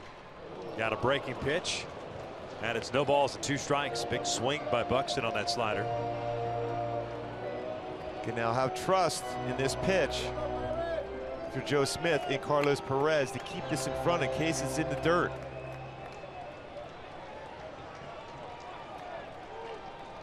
Oh, 2. And this is a sharply hit ball to Simmons. They'll go to third. They force out the base runner at third base, Nunez, and the inning comes to an end. Free baseball in Minneapolis. We're tied at 2.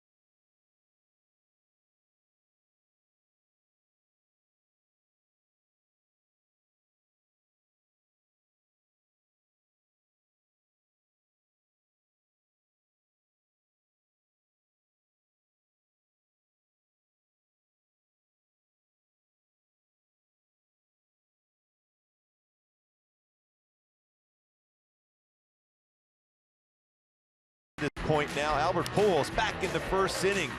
Fastball against Kyle Gibson. With Trout on board, 2-run home run, second deck, 562 in his career.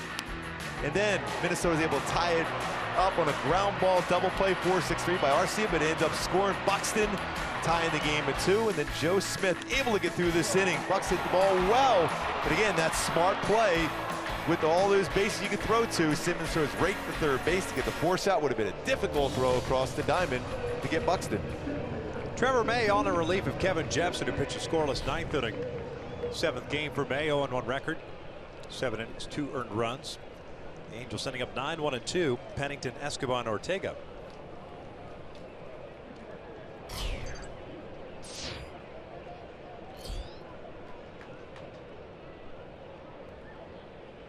Pennington's first plate appearance of the ball game, took over defensively in the 7th inning for Johnny Giavotella. But a 0-for-3 game. May, who does have a good fastball, 92-96, curveball, changeup.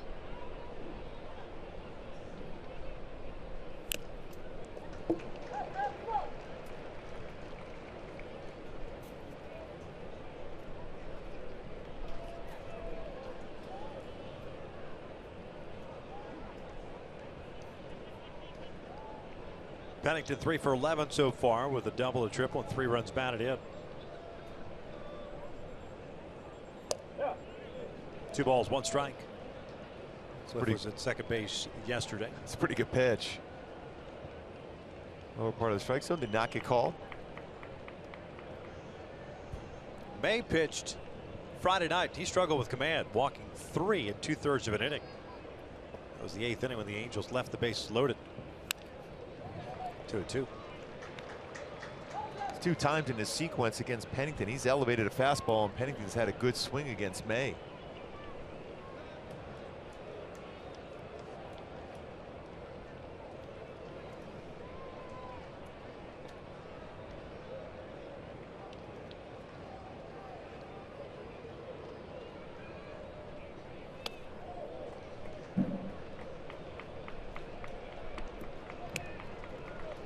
Full count.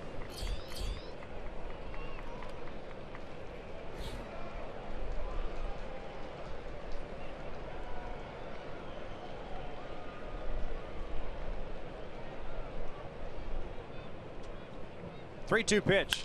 This is out toward left field. Rosario moves back. Will make the catch on the track. 1 down. Hit well, but if hit ballpark to go the other way, he hit it out for Pennington, but certainly hit the barrel of the bat all the way back to the warning track.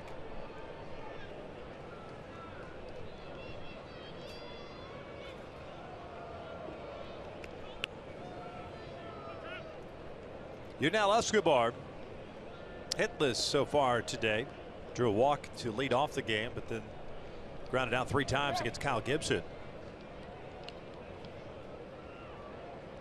Twin starter worked 7 innings, gave up 2 runs. Nick Tropiano 5 2/3, allowed a run, 5 hits, struck out 3. So second good start for Tropiano. Andrew Heaney's spot in the rotation. Who played catch today in the outfield, looked pretty smooth. Breaking ball in there, 0-2.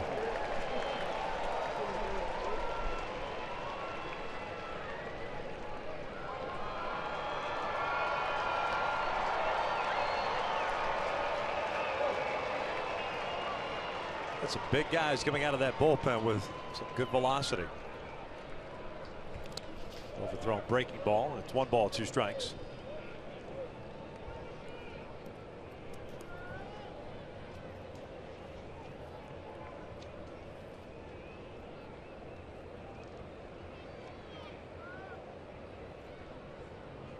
May last year pitched in 48 games, made 16 starts for the Twins. 8-9 record, even 4 ERA.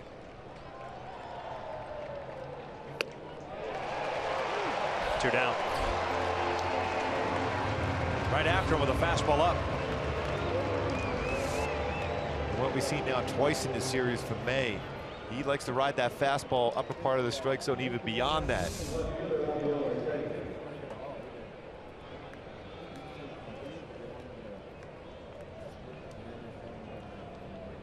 Rafael Ortega 0 for 4. 1 outfield assist. That was in the 7th inning. Thrown out Nunez trying to score with 2 outs. Fouls this one back. Again, another high fastball.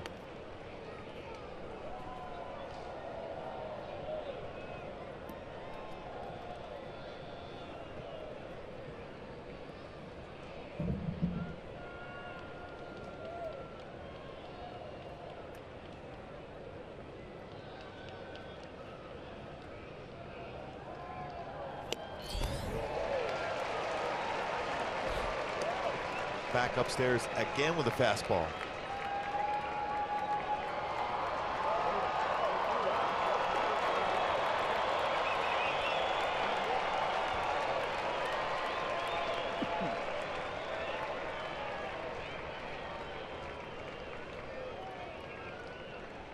Oh, 2 stairs, 1-2.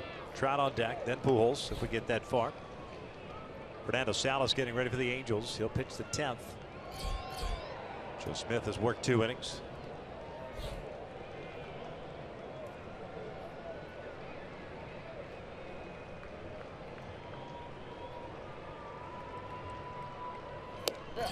Called strike 3, and the Angels go down in order. We'll head to the bottom of the 10th inning. Plouffe, RCN Park coming up to face Salas.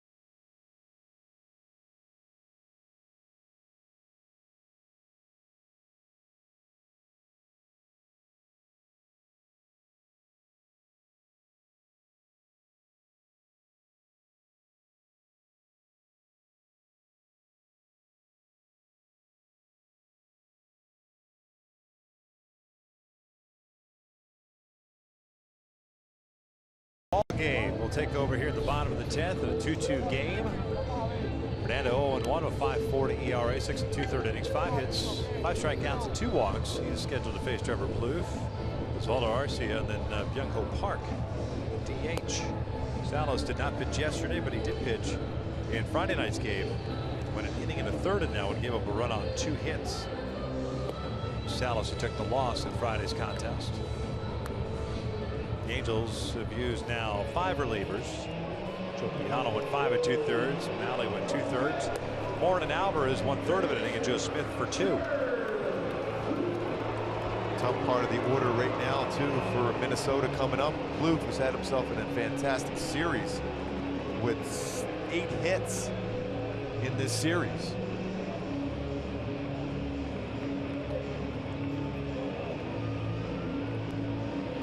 Think about it, entered this series as 5 for 31, but 8 for 12 in this series. A double, 2 singles, and an RBI for Plouffe today.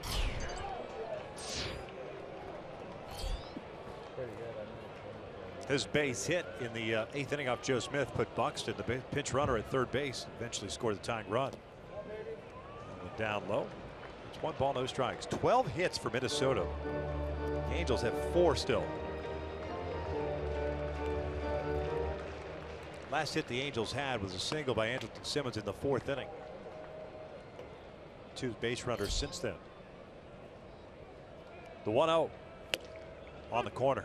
Salas just wants to get through this inning because then the Angels, with that middle part of their order, with Trout leading off next inning.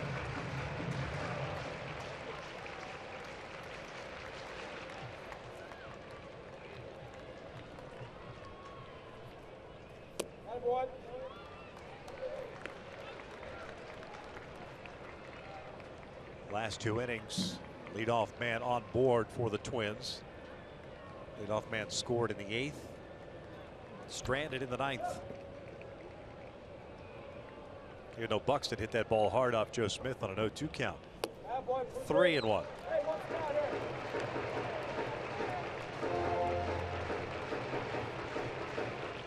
A lot of appearances are one thing. Seems like a lot of pitches 2 weeks into the Major League Baseball season out of the pen already. Yeah. That's what takes a toll. Yeah, you talk about appearance, but the pitches thrown during that time really taxes your bullpen. And a leadoff walk to start the 10th. That was a pretty good pitch. I think everyone was thinking that was a strike, including Plouffe. See this location? It's right down the middle at 91. Down the middle for a ball. Arcia will bat. Started in left, finishing up at right. 2 for 3 game with a couple of singles and a walk.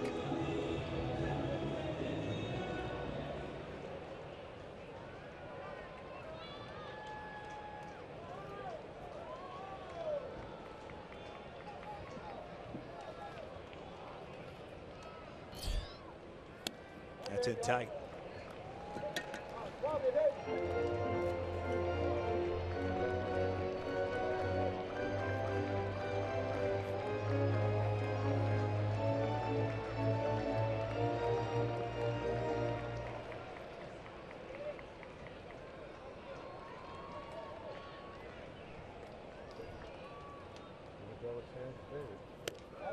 He missed upstairs.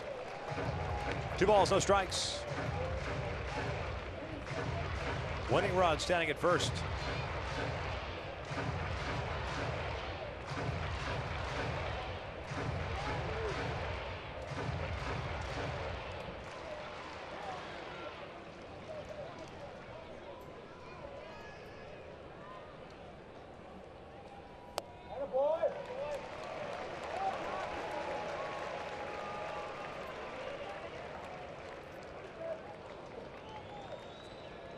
No, Paul Molitor, I got to believe he's going to give him an opportunity to get the green light here. 3-0.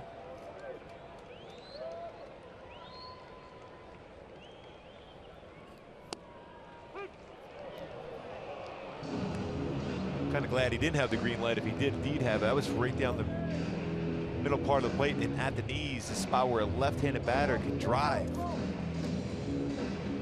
With Buxton out of the lineup over the weekend, Arcia getting some playing time. 24-year-old native of Venezuela. A lot of power in that bat. We saw it yesterday.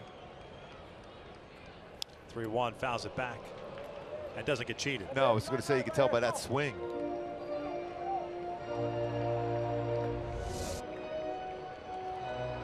See where this location is. Fortunate enough for Fernando, he fouled that one off. It's mislocation, back-to-back pitches. See if he can get a ground ball double play now. Last at bat, Arcia did do that. 4-6-3 double play. They'll check in on Plouffe. Full count.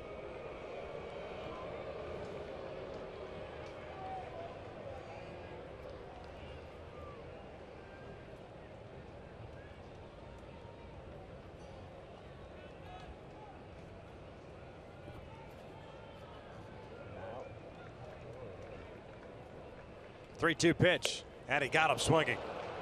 Fastball up and in. One down. Now that was perfect location for Fernando Salas with the fastball. Challenge him inside. He's a low ball hitter. We saw that yesterday. We've seen that today. Couldn't catch up to that fastball.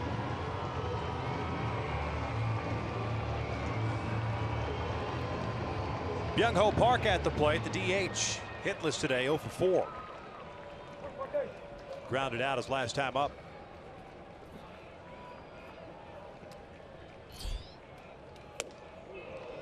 Trying to leave on the first pitch.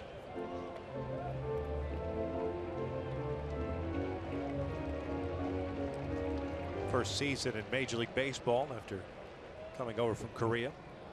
Playing in the KBO, the Korean Baseball Organization.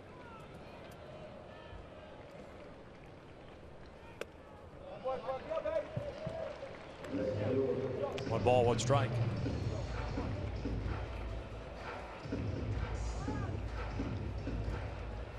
Twins tying it up in the 8th inning.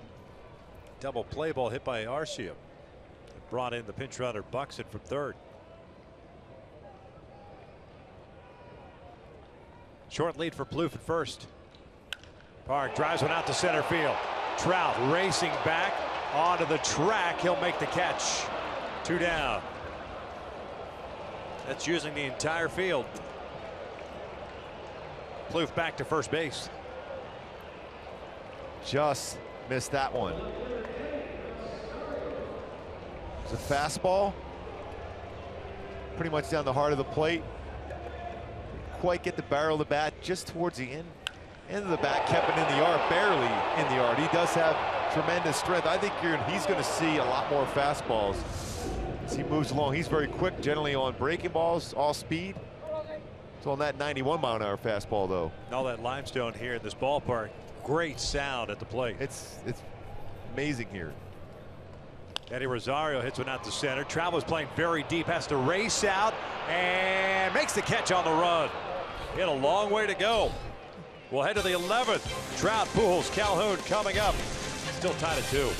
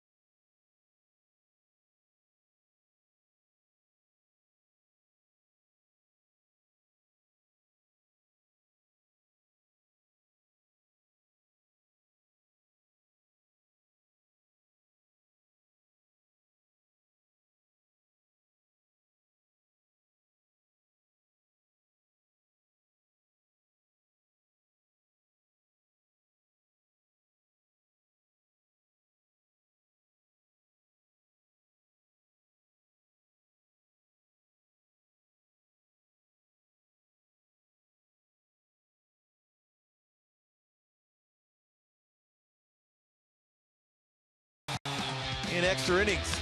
Mike Trout, Albert Pujols, who has a 2-run home run.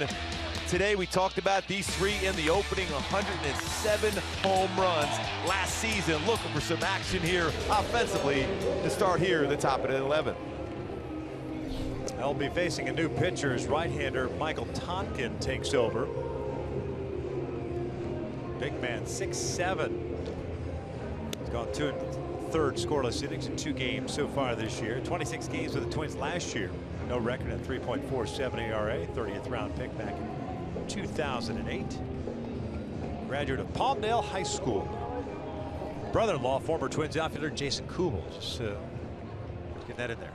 Good job on that one. New shortstop Eduardo Escobar takes over. Eduardo Nunez moves over to third base. Trevor Plouffe, remember we showed you that swing that he took a couple of plate appearances ago, taken out of the ball game. First one up and away. Tonkin taking over for May, who had a 1-2-3/10th. And that included a couple of strikeouts. One of his power arms out of the bullpen for Minnesota. Tonkin. Fastball is 92-96. Hard slider, occasional changeup.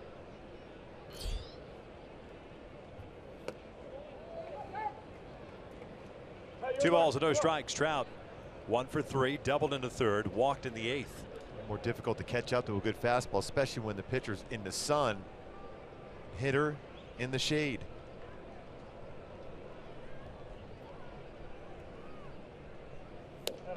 Takes a strike.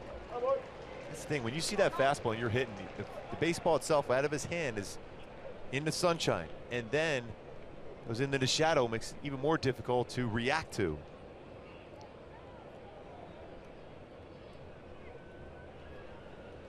Two-one pitch. Takes another strike. 2-2.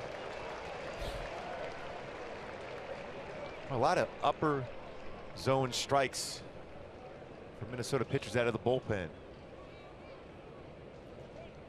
But all also in the mid-90s. Yes. Low to mid-90s. Yeah, you can get away with that when you're up there in that mid-90s. It's when you're 89-91, like we saw with Fernando Salas against Park. Can adjust a little bit more so.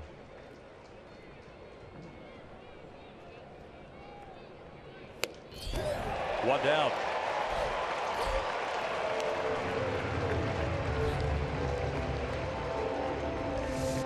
And going back upstairs once again. We've said it a number of times. Last few innings in another high fastball at 95. Again, through that shadow, although now it's a little cloud cover, which could work into benefit for Albert Pujols. Maybe if he's going first pitch swinging here, maybe he could do some damage. Albert 1 for 4 with a home run back in the 1st. Takes a strike. The Angels have gone a stretch. Well, I should say the Twins pitchers have gone a stretch in which they retired the Angels in order a couple of times, but had a streak of 6 straight batters early on, a streak of 10 straight batters in the middle part of the game, and now in a streak of 9 straight batters retired. Bouncer foul, no balls, 2 strikes. And Albert back in the 1st inning. Mike Trout on board against Kyle Gibson. It's a home run, 2-run home run, his 2nd of the season, 10th RBI, 2nd deck. Albert with 15 extra inning home runs. Amazing numbers. 2 down.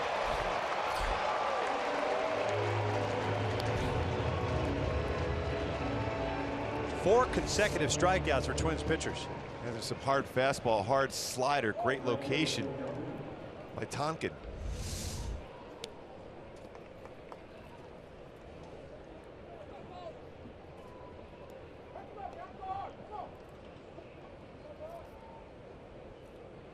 Cole Calhoun, the batter, 1 for 4 with a double back in the 1st. Unless the Angels take the lead, looks like Salas will come back out for the 11th. It's fouled back. No Corey Rasmus available today. He went 2 2/3 yesterday. Houston Street, the closer. Alvarez has been used, as is Malley, Morin, Salas, Smith.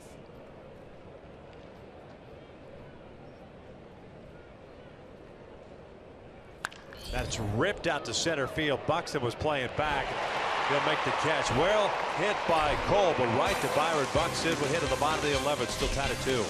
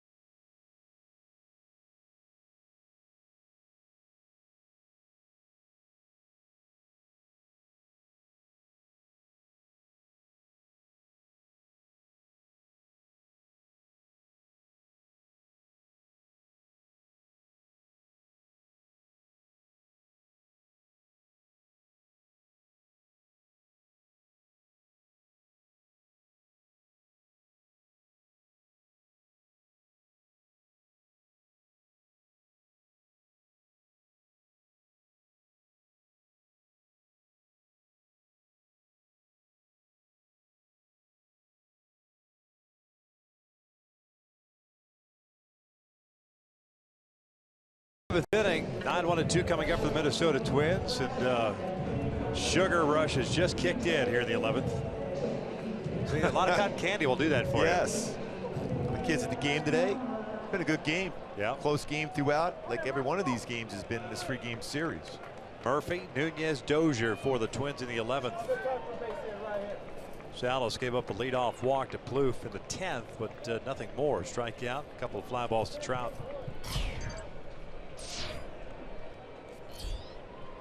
John Ryan Murphy 0 for 2 with a walk and a sacrifice bunt.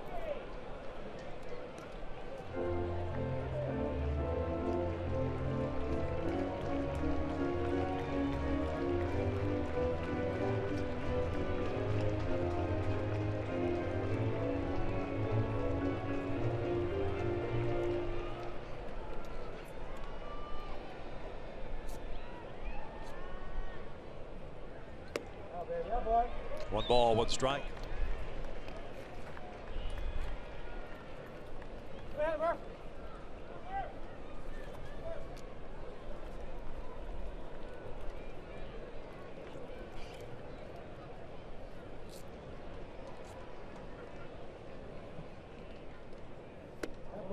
Now it just missed in off speed.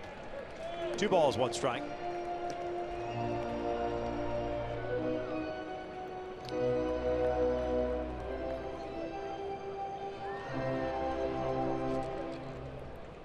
The wind swirling around the jersey of Fernando Salas at this point. A little different wind action than we saw earlier in the game.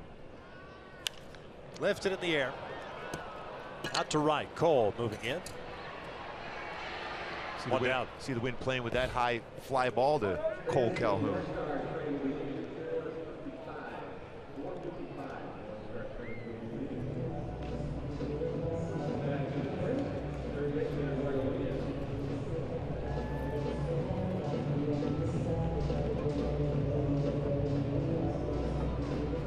Nunez a 1 for 4 game. He's been on board the last 2 times, 7th and the 9th with a single and a hit by pitch respectively.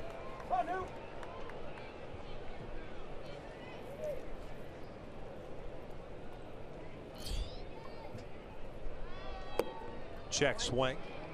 Did not go.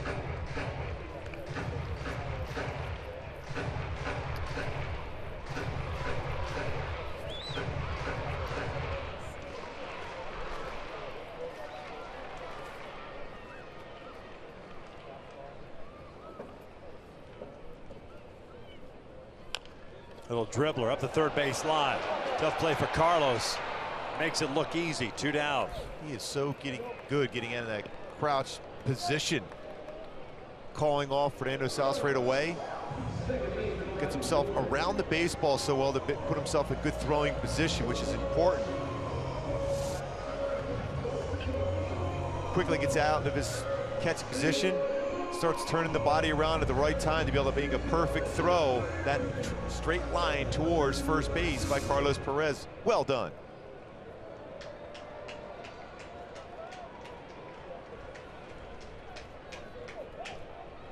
Two outs, nobody on, and Ryan Dozier at the plate. 1 for 5 game. He will look at a strike.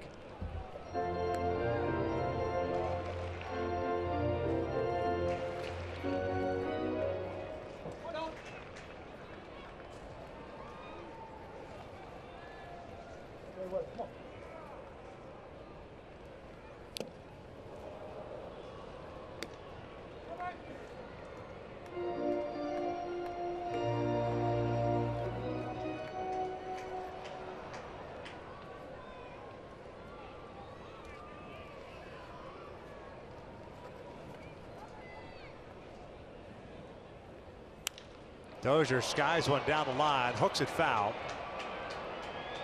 The count remains at no balls, 2 strikes.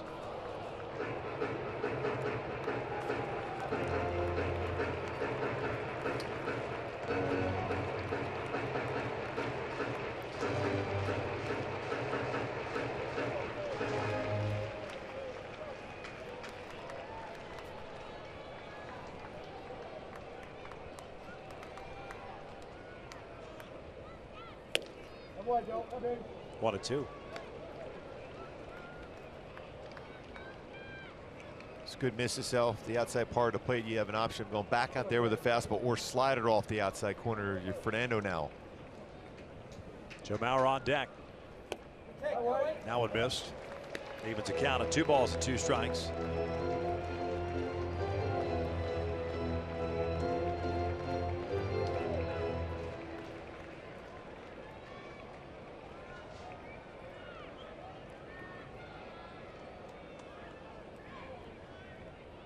Two to Dozier. Ground ball foul. Halos in the 12th. If we get that far, Crone, Simmons, and Perez, 6, 7, and 8. Nobody loosening for Minnesota.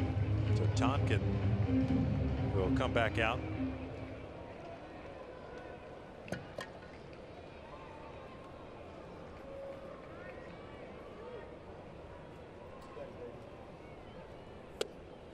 Called strike 3, got the inside corner, and a 1-2-3 inning for Salas. We'll head to the 12th, still tied at 2.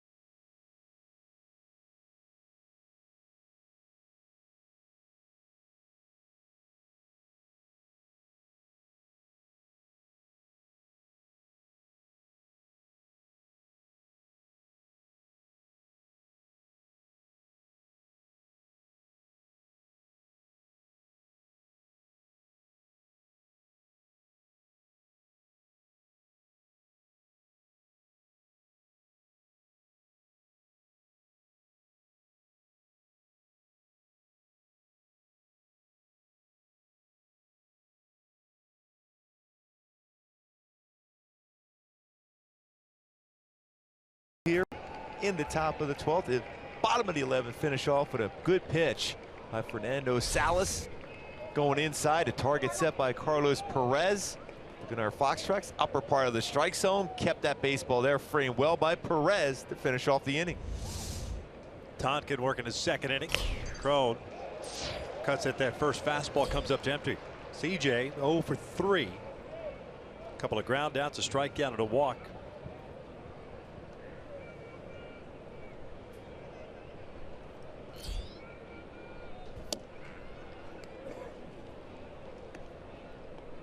Boy, for CJ Crone, you don't have to swing hard against Tonkin as hard as he's throwing. Just square up the baseball. It'd go a long way.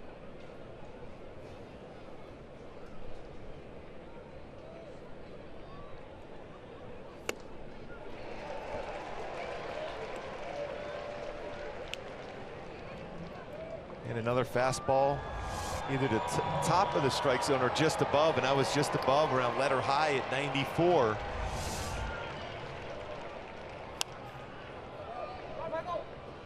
That breaking ball that Pujols down eventually struck out on. The count remains at 1 ball, 2 strikes.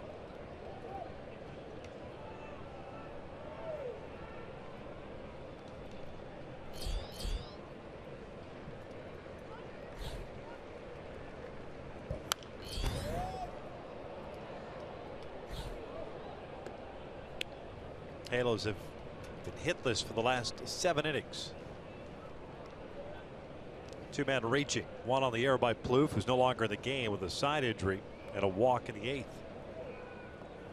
This one's out to center field. Buxton coming on. It's going to hang up for him.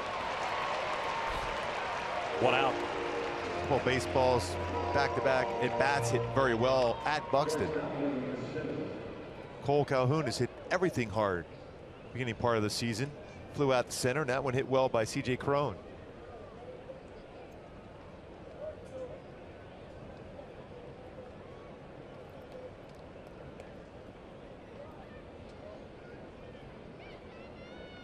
Andrelton Simmons at the plate, a 1 for 4 game. And the Angels have action in the bullpen. Corey Rasmus is up.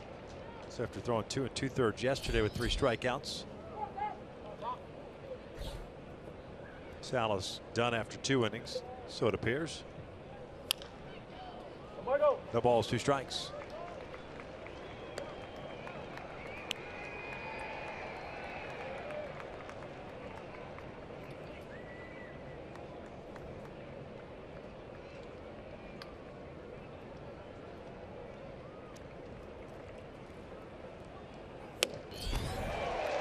Two down.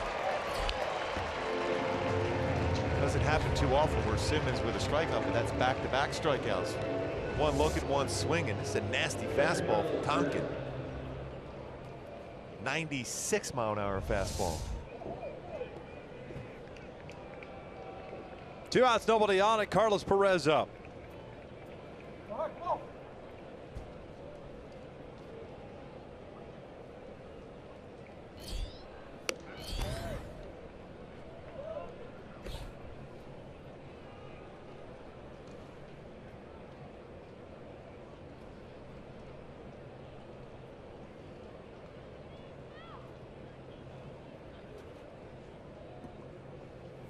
Rasmus last night, by the way, threw 38 pitches in his 2 2/3. 25 strikes, so he's coming on in relief. Tonkin parts of 3 different seasons out of the bullpen from Minnesota. 0-0 mark. No decisions ever at the major league level. Like to keep it that way. Or potentially give him a loss, though. Yeah.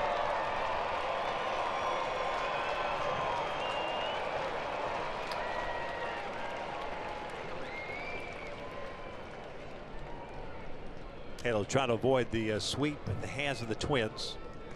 Picked up the win last year in 12 innings in September. Trying to pick up an extra inning win here and get out of town. 2 balls, 2 strikes on Carlos. Throwing harder and harder each pitch. That one at 97 off the outside corner.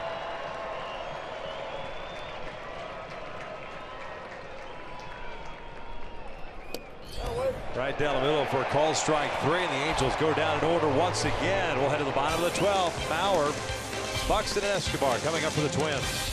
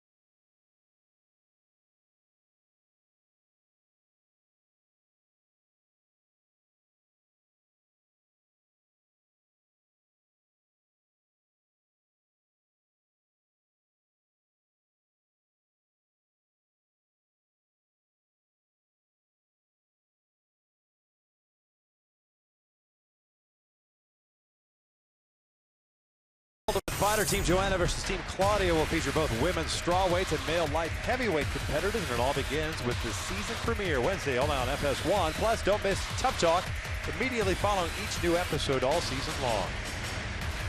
2-2 game, bottom of the 12th inning. Joe Mauer coming up to lead things off for the Minnesota Twins. They'll be facing a new pitcher as Corey Rasmus takes over on the mound. This will be his 4th game. 6 in the 3rd total innings, 4 earned runs. Pure speculation, but could be a move made for bullpen help for the Chicago series that is upcoming. A lot of action out of the bullpen this season, especially on this road trip. Salas went 2 innings, struck out 2, walked 1. Mauer 2 for 4, was intentionally walked in the 9th to load the bases, and it worked out in the Angels' favor. 1 ball, no strikes on Joe Mauer.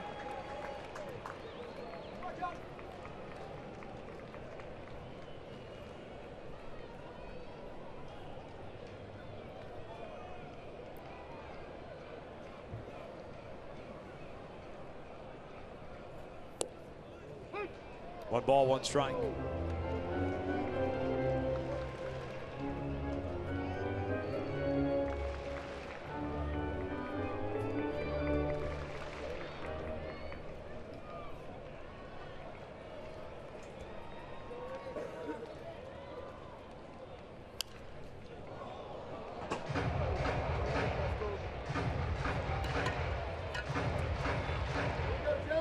Ball and 2 strikes on Mauer. Tropiano, once upon a time, got the start in this one, 5 2/3. Nally 2/3 of an inning. Moore and Alvarez 1/3 each. Smith and Salas 2 innings each. Check swing. Didn't go. 2 balls, 2 strikes. Very impressive outing though by Nick Tropiano. Again today, it's 2 very good starts for him. Start the season.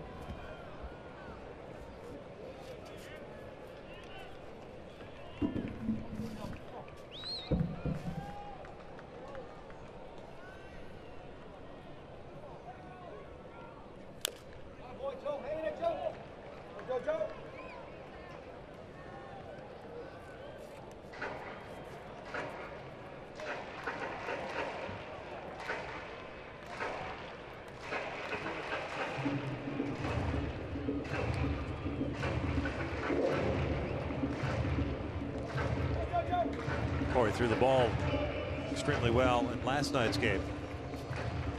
Normally a guy you could count on to give you some length out of the pen.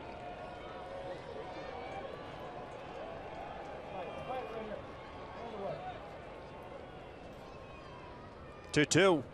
Up and in. Full count.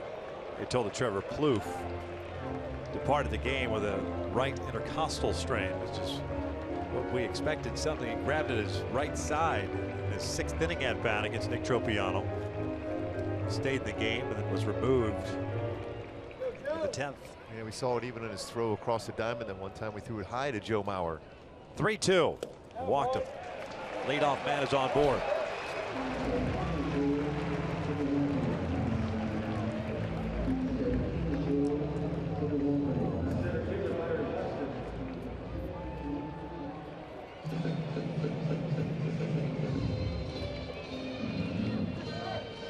Byron Buxton at the plate. He's had 1 plate appearance, and he rolled into that fielder's choice of the bases loaded. That was in the 9th inning.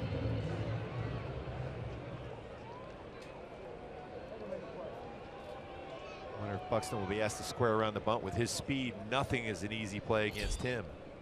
Escobar playing in at 3rd. Upstairs, and it's 1 ball, no strikes.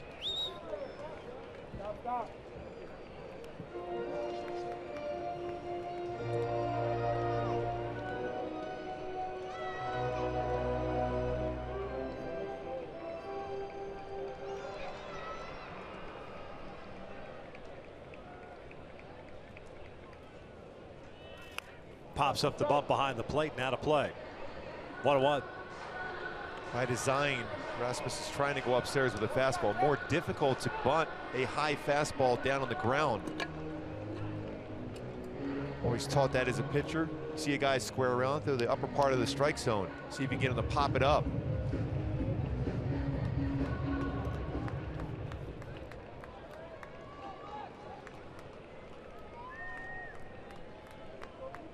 Mauer over at first base. 2 balls, 1 strike. That being said, though, get an out. If they're going to give you an out, take an out here.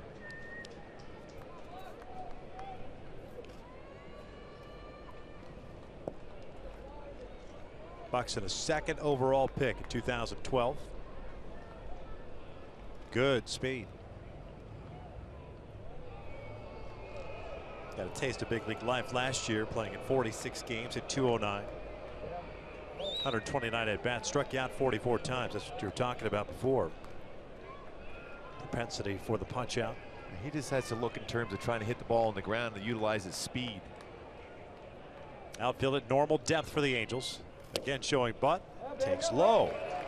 That was another good pitch. I mean, that got a lot of the strike zone. So instead of 2-2, it's 3-1. You need to look exactly where the fox track is. It's all over the strike zone.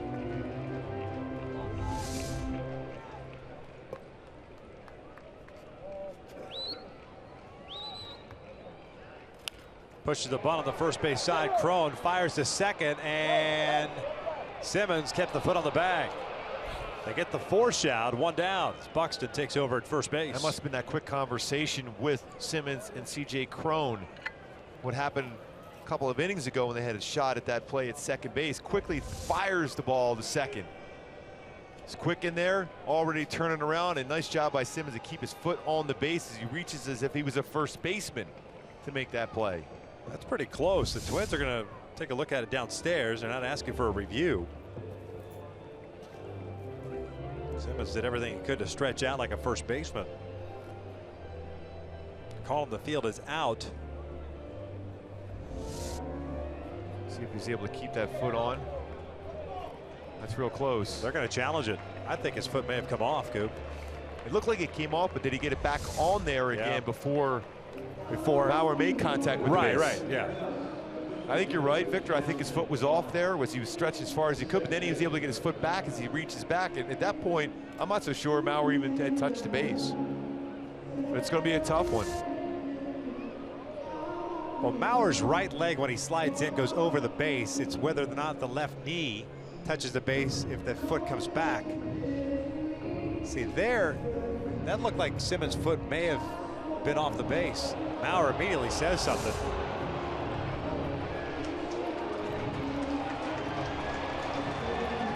Now the call on the field, remember, is out, so there's got to be a definitive angle that shows otherwise. There's a lot of umpires in the stands here as they show in the replay. Ball in the glove still looks pretty close to contact with the base. Even there, it's going to be a tough one not to say he was off. Right. And then he's off there, clearly. I think it would be a real tough one to overturn. I mean, if you're Paul Molitor, why not? Yeah, challenge. You have to if you're him. That's a huge swing play, really. Now, if Mike Scioscia, this play stands, now you have to deal with the speed of Buxton at first base now. But you'd rather have deal with that speed at first base than first and second.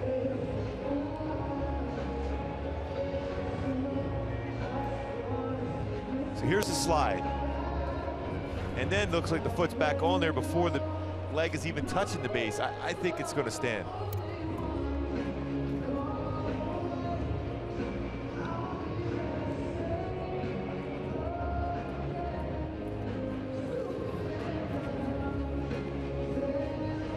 Out is the call.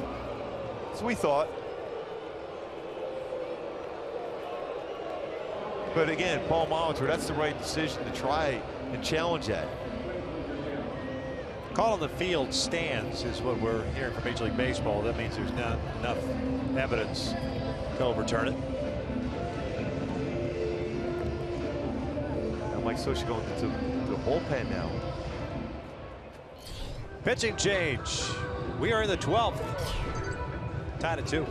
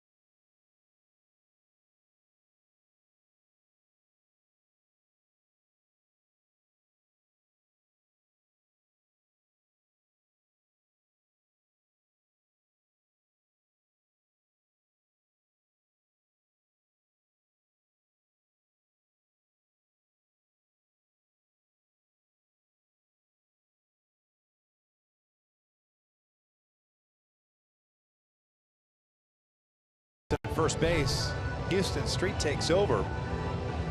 Figure that Corey Rasmus is going to be on a short leash anyways with the extended outing in last night's game. The question here is with Eduardo Escobar being the batter and his first plate appearance in the game, Houston will have to really try to keep Buxton as close as possible at first base. And that's never an easy thing to do, especially for a closer. You're generally going to be a little bit slower towards the plate. The numbers for Houston Street as far as potential stolen bases allowed, he's allowed 50 of them in 63 attempts for 21% caught stealing ratio. For Houston Street to add his career, he does have 5 career pickoffs. Escobar hitting .289 so far this year, 4 doubles and 2 runs batted in. Buxton has 1 stolen base, has not been caught stealing.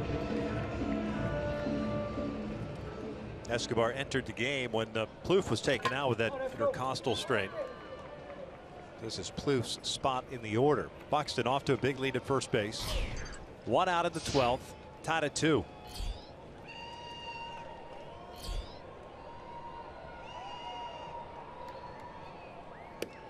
First one's upstairs. First action for Houston in this series. Actually hasn't pitched since Tuesday. 5-4 win by the Angels. It's a count where you see Buxton going potentially right now.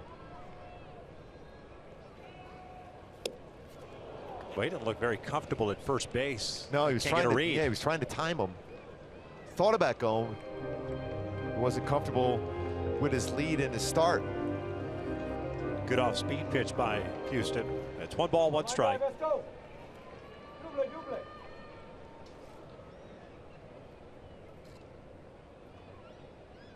Quick throw to first.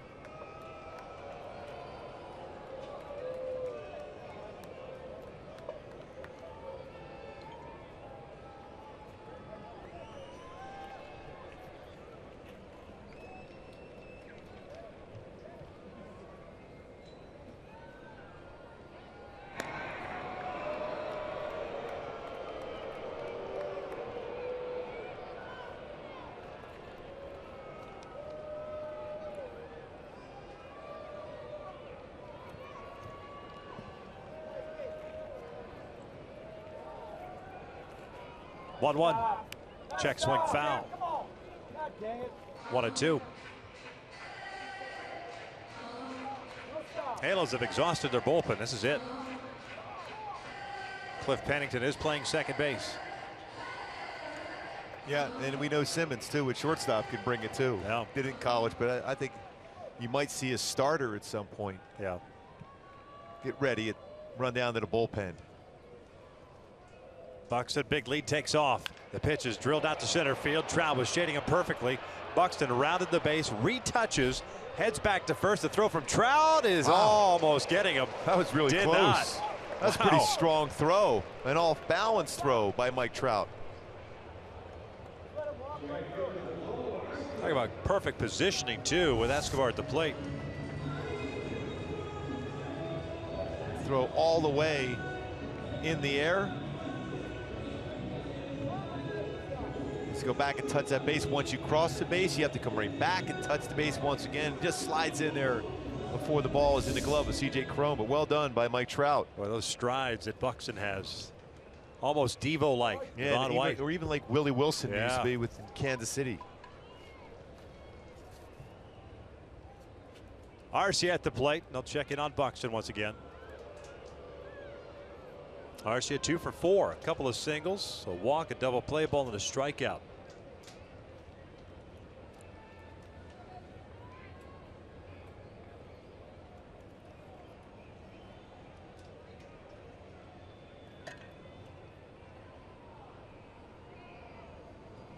Pitch out, nothing's going on.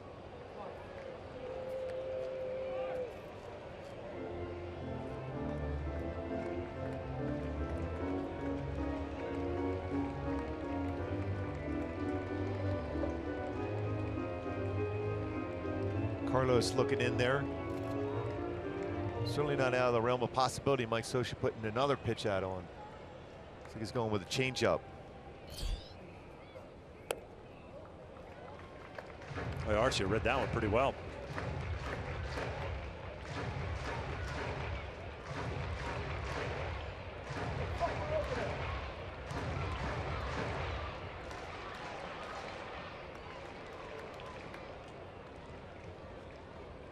Two balls, no strikes, with 2 outs. Quick Pulled the pitched string. him. Yeah.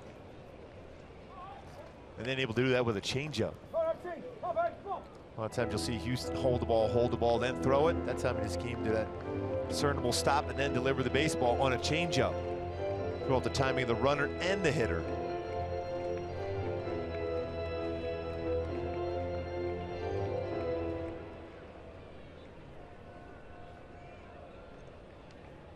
Winning run standing at first base for Minnesota. Outfield very deep for the Angels. Ortega left, Trout at center, and Calhoun at right. To give themselves an opportunity to cut something off if it's in the alley. They would have to do so and get that baseball back in quickly with the speed of Buxton at first base. Buxton takes off, swing and a miss, and throw down to second base. A good one, but not in time. Boy, Carlos got rid of that one as quickly as he could. Buxton picks up his second stolen base. Boy, how he just picks up speed as he begins to run. So quick. Good jump, and then how quickly he gets to second base on that slide, hit first slide. Great running motion he has, the strides. Slides in now, scoring position.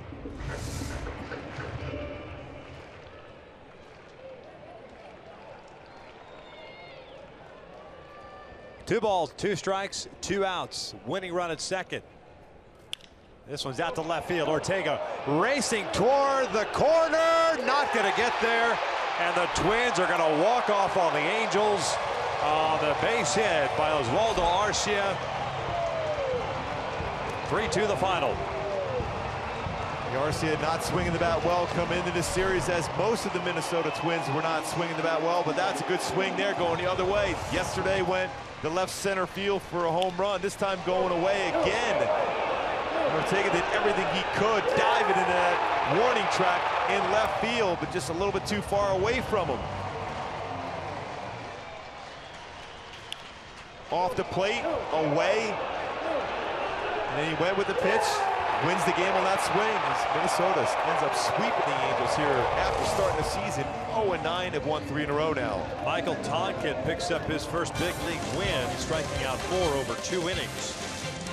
And that is Corey Rasmus that suffers the loss. 3-2 the finals. The Angels get swept in Minneapolis, now head to Chicago. Stick around. Angels Live postgame is coming up next.